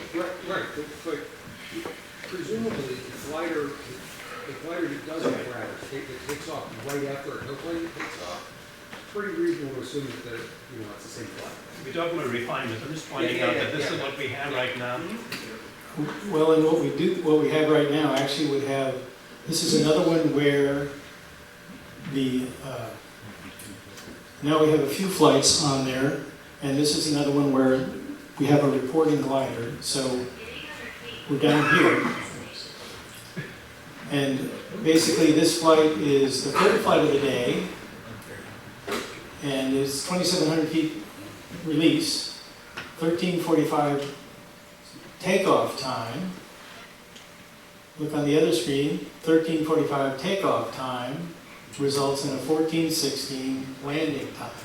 which we didn't have before without this. So that's, the correlation is the takeoff time, if you're wondering how to do that. And I presume, while the glider's still in the air, it just has like dashes or something like that? It doesn't report until it's down. Okay, it doesn't report anything until it's down. Yeah, it does report over the radio, but it's over its own frequency, but it doesn't report until it's down. So, and the key there is you just match the takeoff times and you know you've got the right flight, the right data. So here's an example of the second case, which is you have a glider without a recording device. So we still have Super Pro, it's the tow pilot, we have the member pilot, in this case is a private glider, and we can tell from the tow plane screen that this is actually put wrong, sorry. It should be here, because it was, sorry, the graphics slipped. It should be here, 3,000, because it's the second flight of the day, and the takeoff was 1320. And you can see that on the glider screen, there's no 1320. So you know this guy didn't have the recording unit. And if it wasn't the 233 or a K21, you know right now he doesn't have the recording unit. So, but what we want you to do is report the time that he lands, you, Mr. Record Keeper, with the time that's on the top of the RATTRS here, because that will be consistent with everything else. So you still have to pay attention as the record keeper to when people land, especially if they're not reporting. So the takeaways are that we're going to use the RATTRS system. The record keeper still has to pay attention and manually record people, to pilot, glider, pilot, instructor, passenger, rider. The record keeper must record the equipment, the tow plane, the glider. You can use the RATTRS ground unit tow plane screen to get takeoff, tow height, and confirm tow plane ID. You can use you want to use for gliders without the RATTRS, which is most of the privates, all the privates, you want to manually record the landing time using the RATTRS time, because it'll be consistent with everything else. And then for gliders with RATTRS, which is those, you want to use the ground unit to glider screen to correlate the takeoff time. That way you know you got the right flight. And to get the landing time and confirm the glider ID. So I know this is a lot of details. It's trying to at least explain what you should be doing, and we'll do more at the field. Okay. So I just want to say a couple words about record keeping. So I cannot overemphasize the importance that we do accurate record keeping. So the RATTRS is going to help us do that. But there's still, whoever's keeping the records, which could be virtually anybody in this room. Yes. You have got to pay attention, and you've got to make an exceptional effort to be accurate about this, because we use these records for many things. Two of the most important things is we track time on the gliders, because there's no HOBS meter on them, and we use it for billing purposes. And so the record must be accurate. You've got to record the right people in the right glider. And I know, normal cross-checks, all these things, spends, sometimes hours, squaring away the records. So it's got to be neat, you've got to write neatly and accurately. And so the other thing I want to emphasize is that we have two assigned duty people per day. We've got an OD and an AOD. And so for you new folks that have not experienced this, the OD, there are actual qualifications to be an OD. You essentially have to be of a certain age, you have to have been in the club a year, you've got to have a glider rating. So you have to take the training. Exactly. So now, one of the big jobs of an OD is he is supposed to be mentoring the AOD. He's not supposed to be sitting back on the table, sipping coffee with his feet propped up. He's supposed to be out there on the line mentoring the AOD, because the AOD is like an OD in training. And so it's important to do these records, but that is not the primary job of the OD or even the AOD. So if you're, well, I was going to say student, if you're anybody and we need a hand lended, you know, to move gliders or to help with this record keeping, jump in there and help out. That's why you, no matter who you are, whether you're the OD or the AOD, you've got to pay attention to what's going on.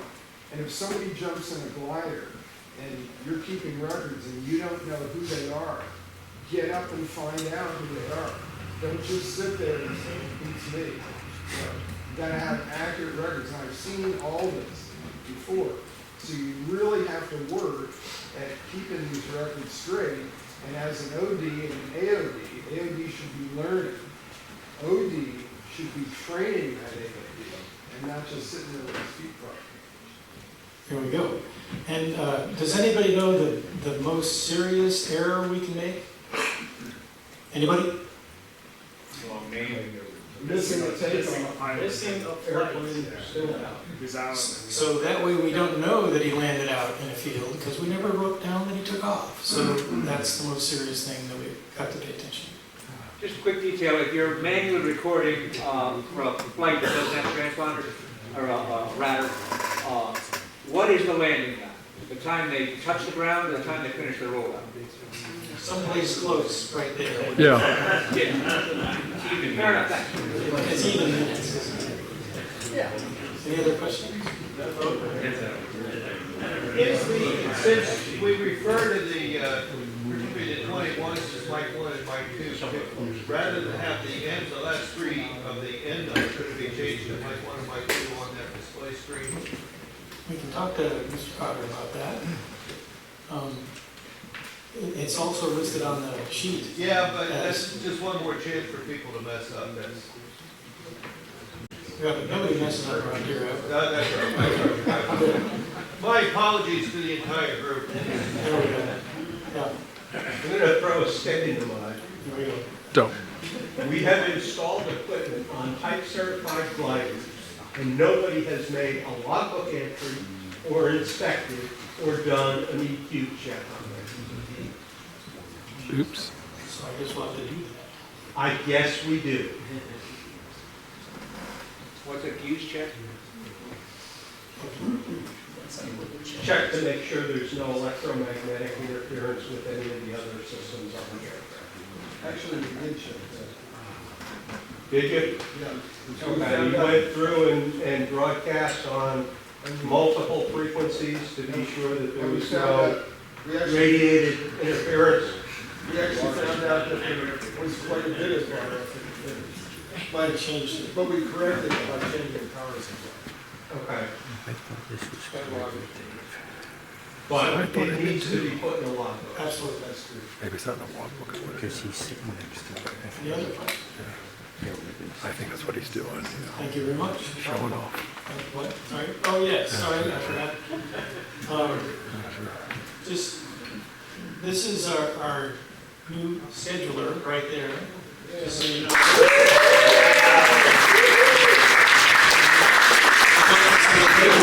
That's it. So we have a lot of new people, so three quick things. First, thanks very much to everyone who signed up for Tow Pilot, OD, and AOD. Second, we're good till April 19th, so we're kind of creeping up on the 1 month where we start getting uncomfortable, so please could you consider signing up, especially if you haven't already, from April 19th onwards. And finally, I'm here and I'm very happy to walk any of the new people, or maybe not so new people, through the process. I brought my laptop, so we can take it for a spin. Thank you very much.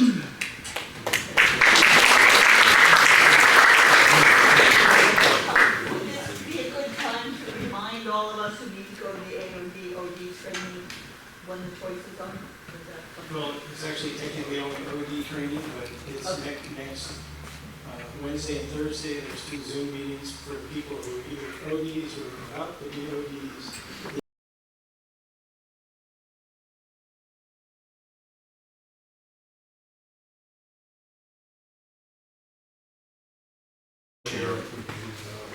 onwards, the pizza started to arrive. So we're going to talk about our launch procedure. We're going to start this off with a little scenario. Beautiful spring day, not this weekend, maybe next. A lot of activity out in the field, and you're helping out on the line. You're going to run the wing for launching a K-21. You hear a radio call that the other K-21 is entering a left downwind for 3-3 left. You look over your shoulder, and lo and behold, you see the glider. Kind of shows up there, yellow, approaching the ski hill. So what do you do?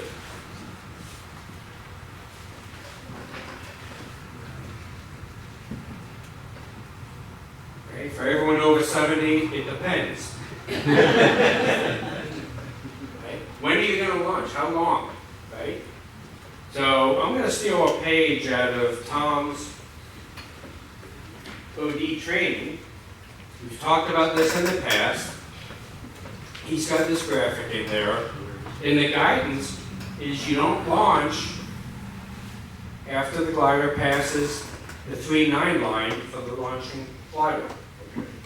3 o'clock, 9 o'clock. For those that don't have digital watches. Okay, this isn't all that simple, right? It seems simple, right? Everyone wants to have a cookie cutter approach. So they gave him a cookie cutter. But it's not when you see the glider, right? In that picture, the glider is well behind. But where's that glider going to be when you launch, right? You got to then reckon where he's going. Where is he going to be when you launch? Okay? There's all types of delays, right? You may have delays getting the slack out, the glider pilot may not have given the thumbs up to even start the process, and you know, all types of things. The other thing is we don't want to start a drag race, the final. Okay? So, if they're right at that line, they're flying essentially the same speed that this takeoff is going to end up at. So now they're drag racing. And they get off the end of the runway. The landing glider goes beyond the end of the runway. And then he's going to turn base. 15, 20 seconds of time to delay there. They're about to beam. And something happens. They have a rope break and they decide they're coming back. Well, that 15 or 20 seconds is what's going to take them to turn around, and now they're both in the same piece of sky. Maybe all three. On final. So, you don't want, it's corny, but it's accurate, right? Landings are mandatory, takeoffs are optional. So, if you're launching this glider, err on the conservative side, and just wait it out, so that we don't end up in the predicament where we get this unusual occurrence, but it can happen, right? We do them in training. I've seen them where they've done them in training and they missed the landing glider and pulled the release anyway. But we also, just this last fall, I briefed that we had a no-kidding PT3. Those things never happen at a convenient time. And we don't need to be running gliders together. Hey, Glenn. Yeah. I noticed they had the tow pilot on the other side on the right downwind. Don't forget, if you're out there, if you're OD, if you're getting close to launching and you see a tow plane, or maybe using two tow planes, you can get on the radio. We can easily do a 360 if you're close to getting ready to launch, and give you the time that you need to get the yeah, I mean, hopefully a tow plane coming in, they know the operation, they're going to play their entry to prevent that. But if you get there, avoid it. And this doesn't have to be a tow plane. It bugs me because we always talk about this being for the tow planes. The gliders land here too. Right? A fighter ship may be landing, trailers are parked up there, they may be doing a hangar landing, you put it away. You know, that could be a glider or a tow plane or a transient, right? Runway 33 is published as right-hand traffic, so they're going to be out there. Hey, Dave. So I don't disagree with anything you said, it's all cool, but by the same token, let's say you decide that you should not launch. There's no reason at all why you shouldn't be getting ready to launch. Right. You don't want to waste that time. Exactly, and that's a good point of what we're going to be talking about for the next 30 minutes. Okay? So last year, when we look at the observations, there were 5 instances where launches were begun. I'm counting launches begun, the signal to go was given. In one case, the tow pilot saw a conflict and just waited and didn't move. The other 4 launches occurred. They began and started takeoff, and we had somebody in the pattern. When we look at that, we see a trend of 2 things happening. I know you all think you're doing it, but we're not really adequately looking at all the quadrants of where that conflict could happen. Remember, the real conflict's going to happen on final. But, you're not there yet. So we're not taking into account that. And that's the second one, the time elapsed. You've cleared the area, you think that guy's not a problem, and now you're delayed in actually doing the launch. By the time you do the launch, that glider's not in that same space. He's been progressing closer to the field. Now he's into the traffic pattern proper, and a conflict exists. But we're not looking again because of the way we've been doing this. So we're going to take a look at that and make a minor adjustment. And I think the new procedure that we're going to talk about here is going to help alleviate a lot of this. So we got a dilemma here. So how many M-ASA members does it take to change the light bulb? All of them. At least 7. All of them. 4. Wait, one to do the actual light bulb, another one to hold the ladder. Or hold the ladder out from anyone, depending on who he is. Yeah. And then 2 to talk about how good the old light bulb was. So he could probably make it work again. I mean, wait, somebody has a great comment they use every now and then. The only person that likes change is a newborn infant, when the diaper's wet. We're change resistant. But we can make things better and maybe a little bit calmer that we don't have these instances that, although they don't happen every day, every time they do happen, it's startling. It's like, we missed that. How the heck did that happen? We really don't want that to happen because eventually it could go south. So I'm going to walk you through the revised procedure. I'm just going to talk to it a little bit. So the tow plane taxis onto the runway for the launch. That's normal. The wing runner uses the hook, grabs the rope, goes off to the right wingtip while the tow plane taxis out into position, leaving some slack in the rope. Right? We want to be able to reach the glider when they go to hook it up. Now, don't stop 100 feet in front of the glider. You got a 200-foot rope. Figure out about where you need to be. I pick a landmark based on the rope you're using that day, and I try to taxi. The glider's 99% of the time in the exact same spot. So if I taxi to the same spot, it's going to work. Wing runner then inspects the rope and connects it to the glider when the glider pilot tells him to. Then the wing runner gets off to the side, off to the wingtip. Right? We don't want anyone out in front of the glider. Right? We've now loaded the gun. Right? So we don't want anyone forward to that wing. When the glider pilot is ready, they will present the wing runner a thumbs up. That thumbs up means I'm ready. Doesn't mean raise the wing, it means I'm ready. I think this is part of those delays that we have. People are putting their thumbs up to get a wing raised when they're not ready. They're still talking, They may still be configuring stuff, and they're not paying attention to the important stuff of the launch. So you get all that creep out of the way. Then give that thumbs up. And then you as the glider pilot need to be focused on the tow plane and getting ready to go. Okay? You sit on a hill, tow plane, depending on the visibility, Super Cub's real hard to see, Pawnee's pretty easy. But if you're hot, you're tired, you're a little dehydrated, maybe you pull a little too far, so be prepared on the brake. If you're on the hill, you don't want to get tugged and overrun the rope. So once you're ready, and you're focused and ready to go, give the thumbs up.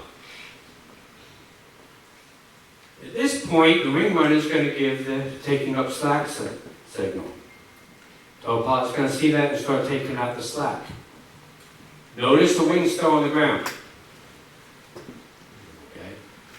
My technique as a tow pilot is I'm not going to pull that rope taut. I'm going to bring it right to that point and just let it hang loose. I don't want to pull the glider. And like I said, 90% of the time I can do that with a little bit of finesse. Okay. When that tow rope is done, and that slack is mostly out, tow pilot will see the wing runner tell him to stop. They stop.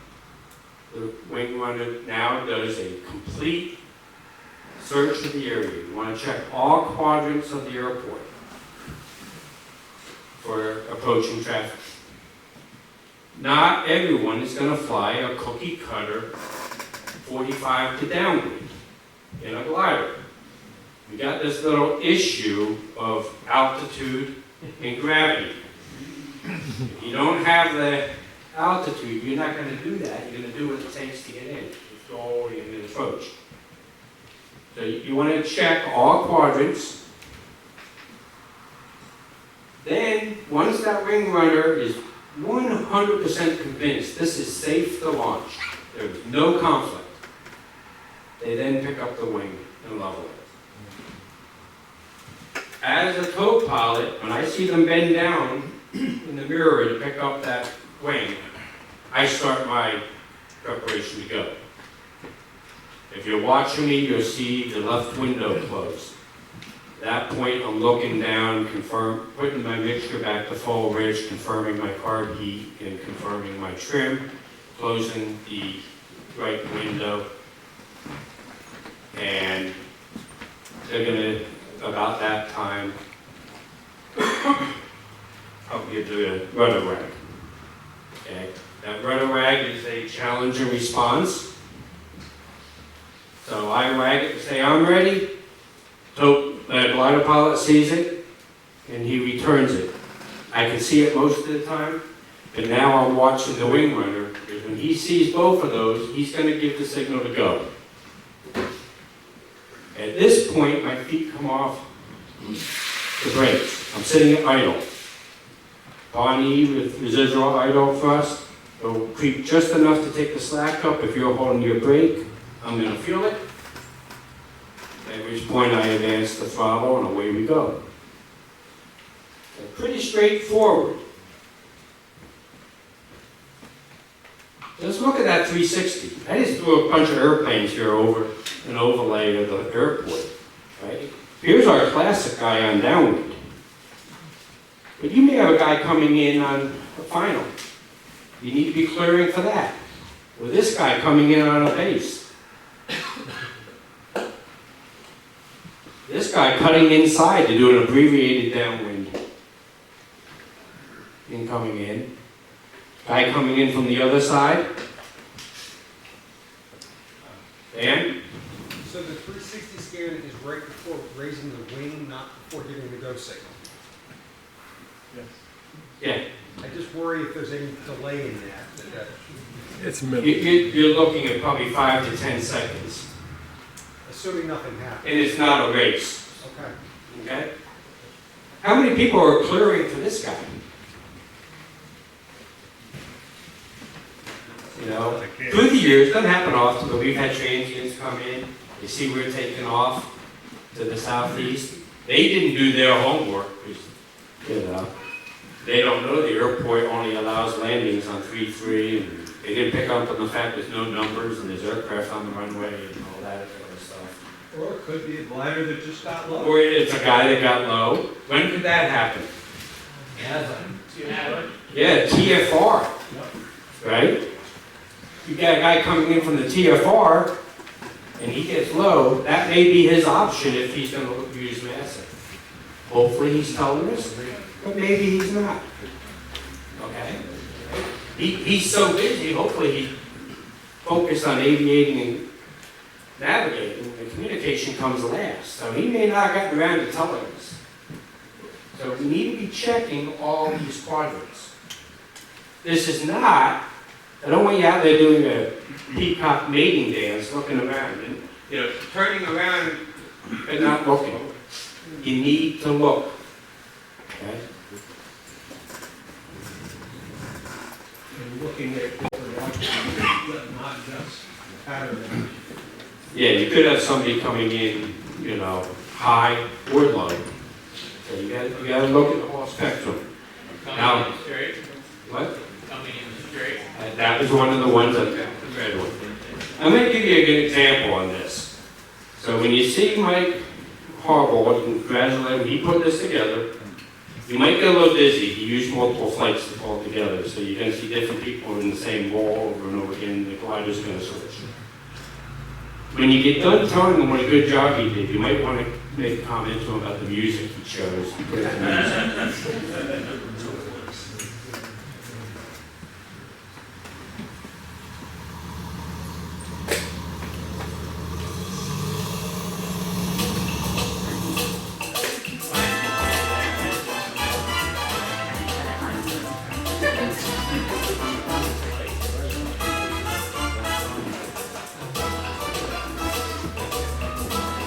Never seen Dave move that fast.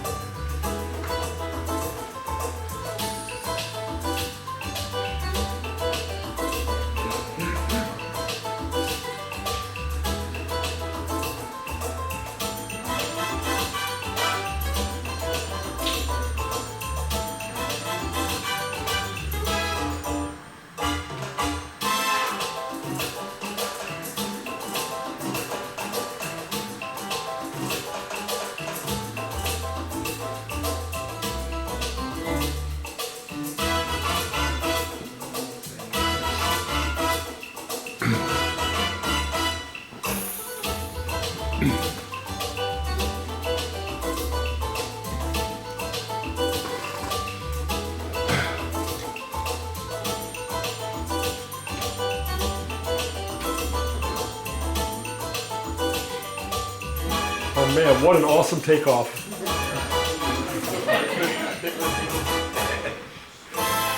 Go high, stay high. Hadn't flown in a while.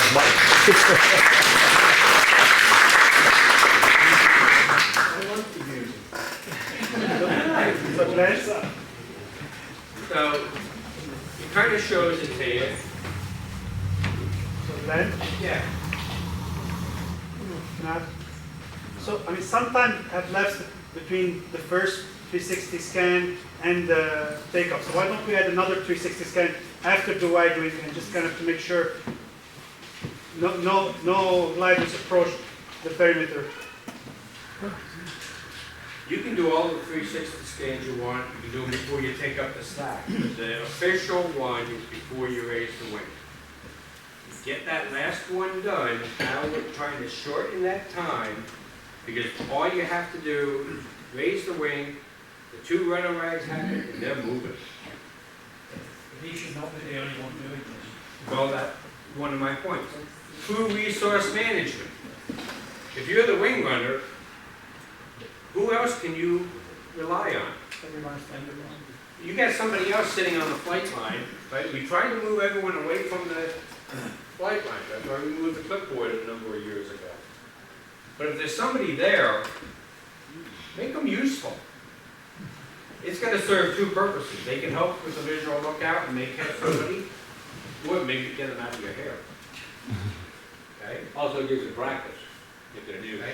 So anyone out there can be looking and should be looking.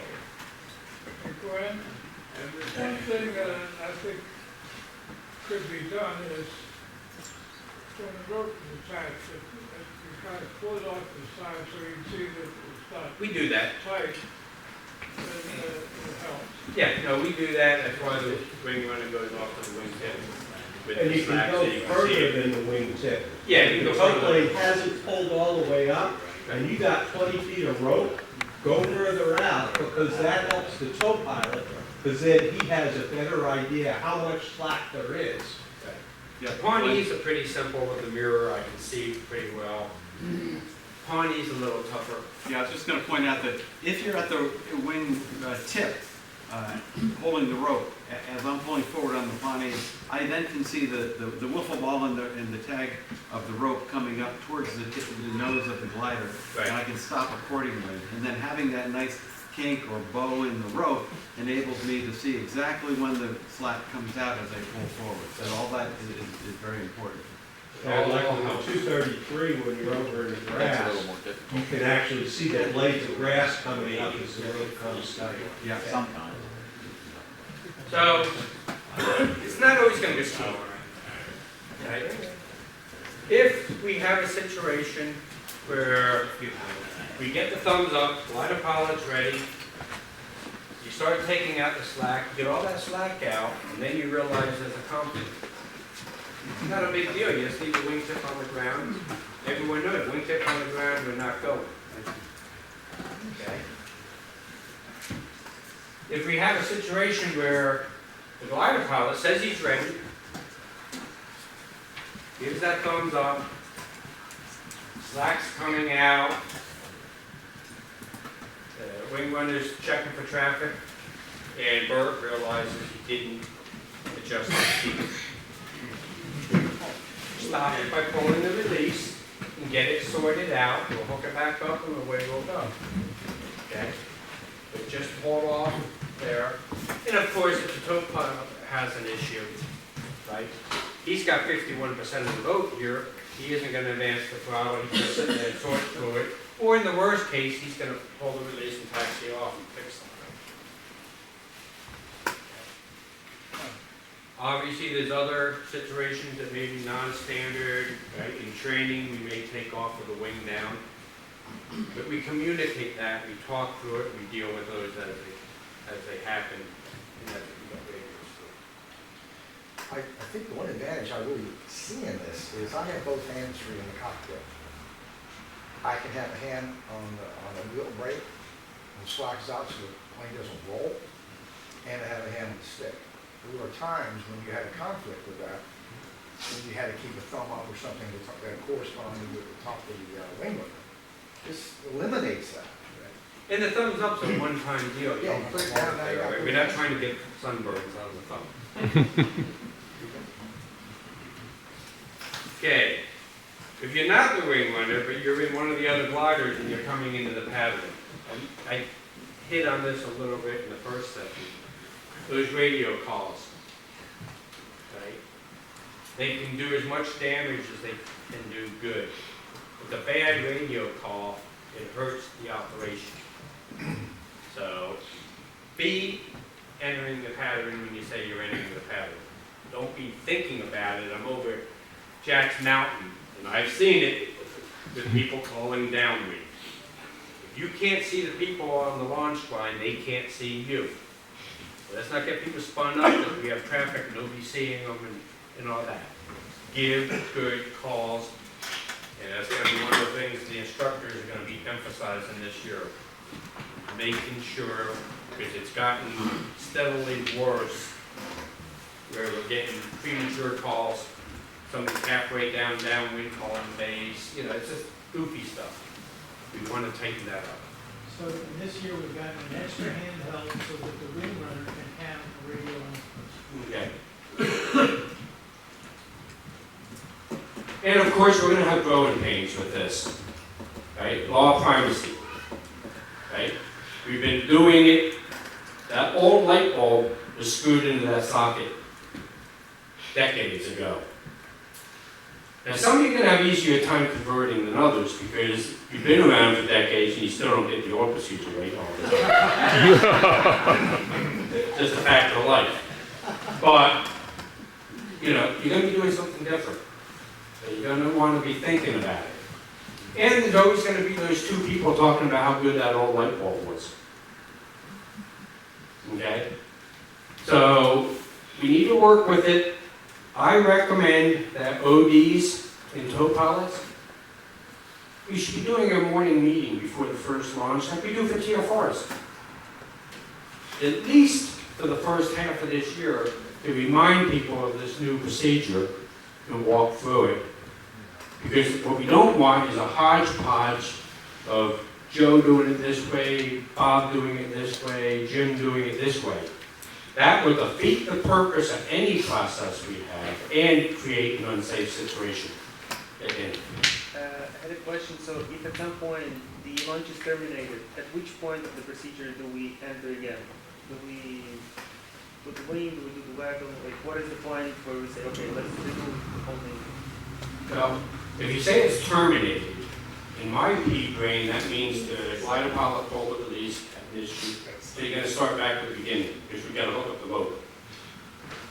If it's the wing runner that all of a sudden sees a conflict and there's a guy coming in on a long straight new final and he's already taken out the slack, it's not terminated, it's just delayed. He leaves the wing on the ground, you wait for that guy to land, clear, right? You still have the ground clearance that we have to worry about. I didn't talk about that here. I only talked about airborne conflicts.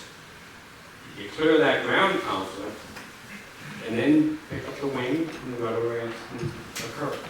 Provided that, you know, that the glider pilot decides it's a hot day and it's doing it, he is now going to execute his vote to terminate it because he wants to open his canopy and he's going to pull the release. You don't want to open that canopy with that release still connected. Is there ever a case where you can see the wing runner putting the wing back down?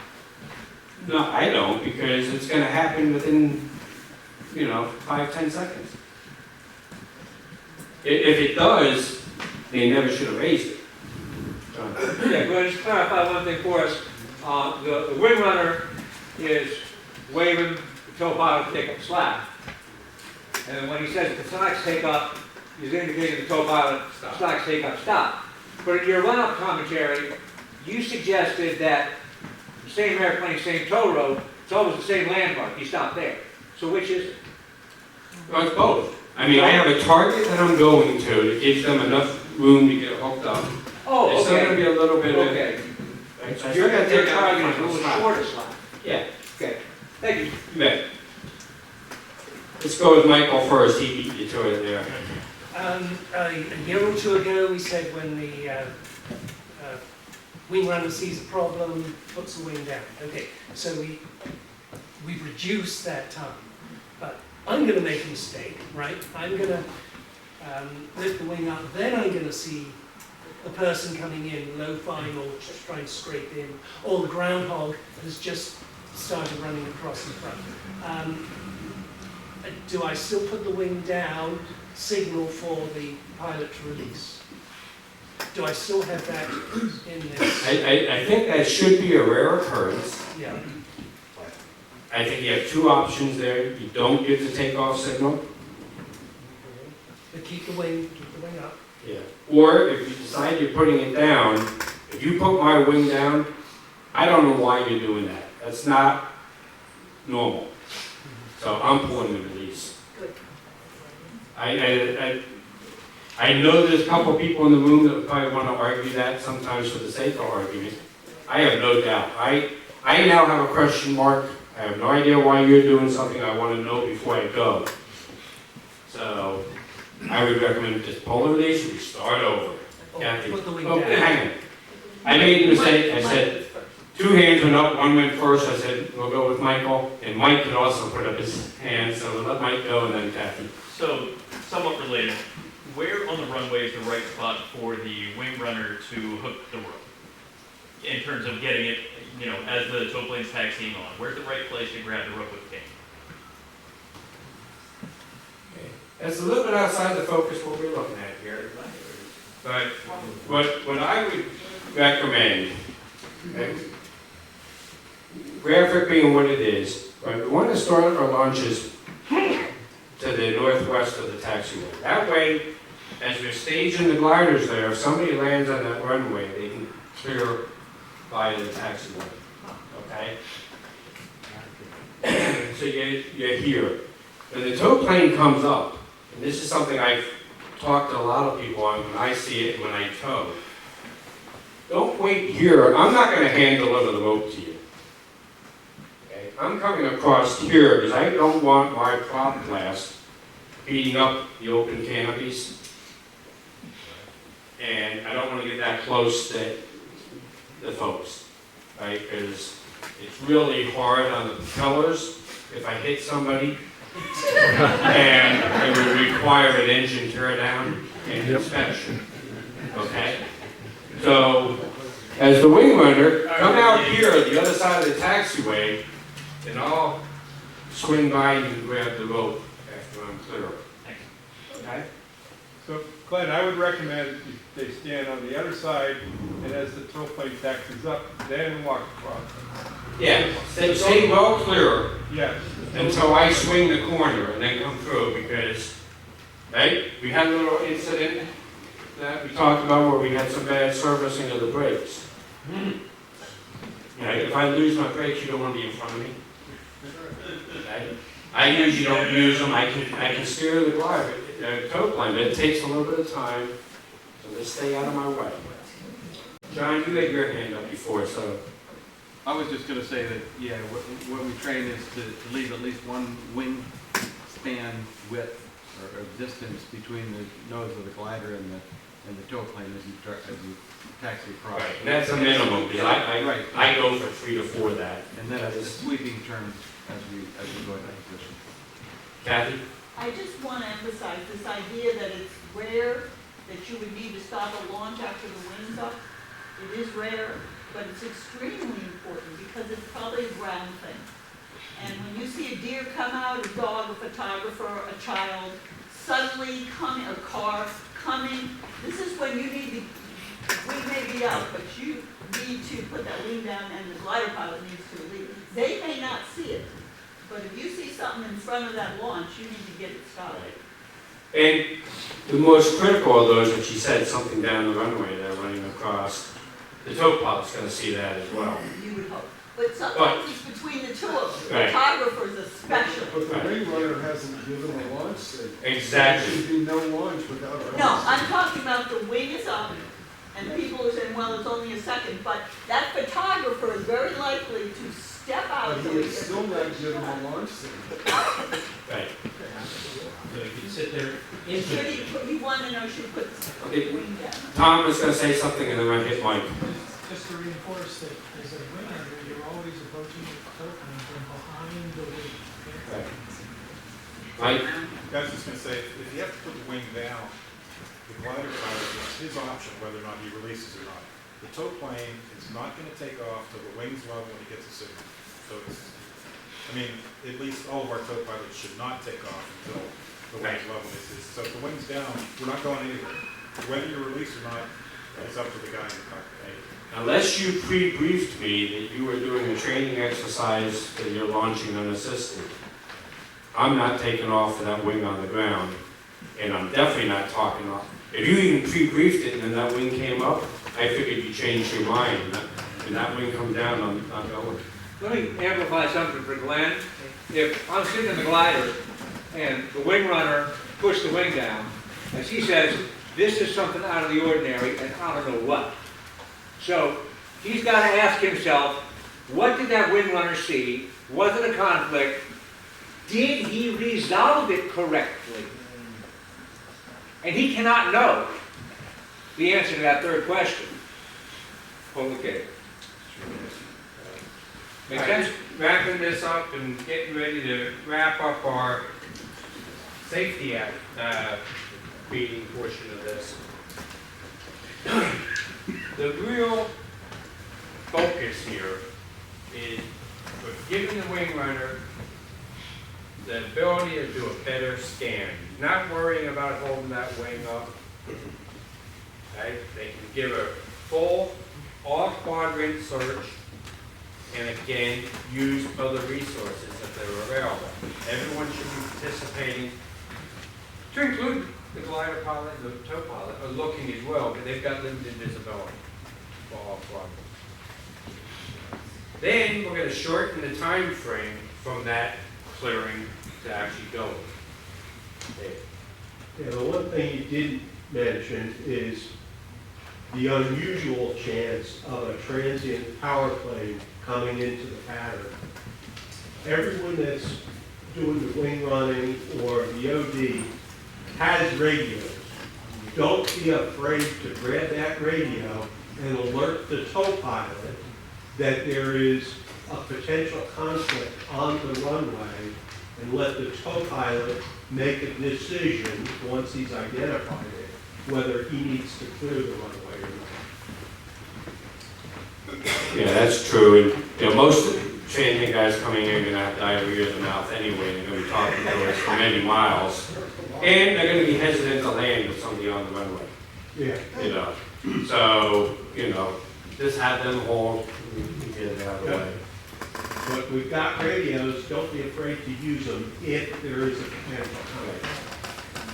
This procedure that we're recommending going forward with this year is not unusual. It's done in a lot of places throughout the country. So, you know, it's Apple versus PC, you know. But I think in our situation, where we're taking off one direction, landing the other, our risk of launching into landing traffic is a lot worse. And that's why this is really important that we don't want that to occur. So go with this. There is the SSA wing runner course. You get a wings credit when you do that. A lot of clubs have all their members do it annually after they do their safety meeting. We've not done that. We have all of our new members do it. But, you know, it's going to rain tomorrow. Go do the wing runners course. Get that wings credit. It wouldn't hurt you just to go through it. It's not 100%. It's generic, right? Because every operation has some odd situations. So it's not a perfect match. Okay? Go do the wing runners course if you're looking for something to do.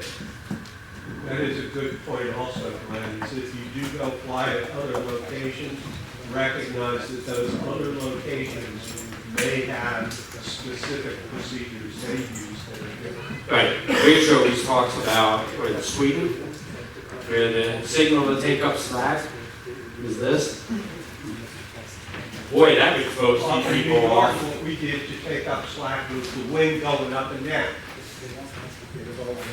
Because we didn't have radios or anything else, and we didn't have even a mirror on the super tower. So the only way you could see it was to see the wing. So I think we're in a better position. We have everything we need for it. So now we just have to concentrate on making the adjustment to the updated procedure. And before long, it will be second nature. And I think it'll give us a better and safer launch procedure.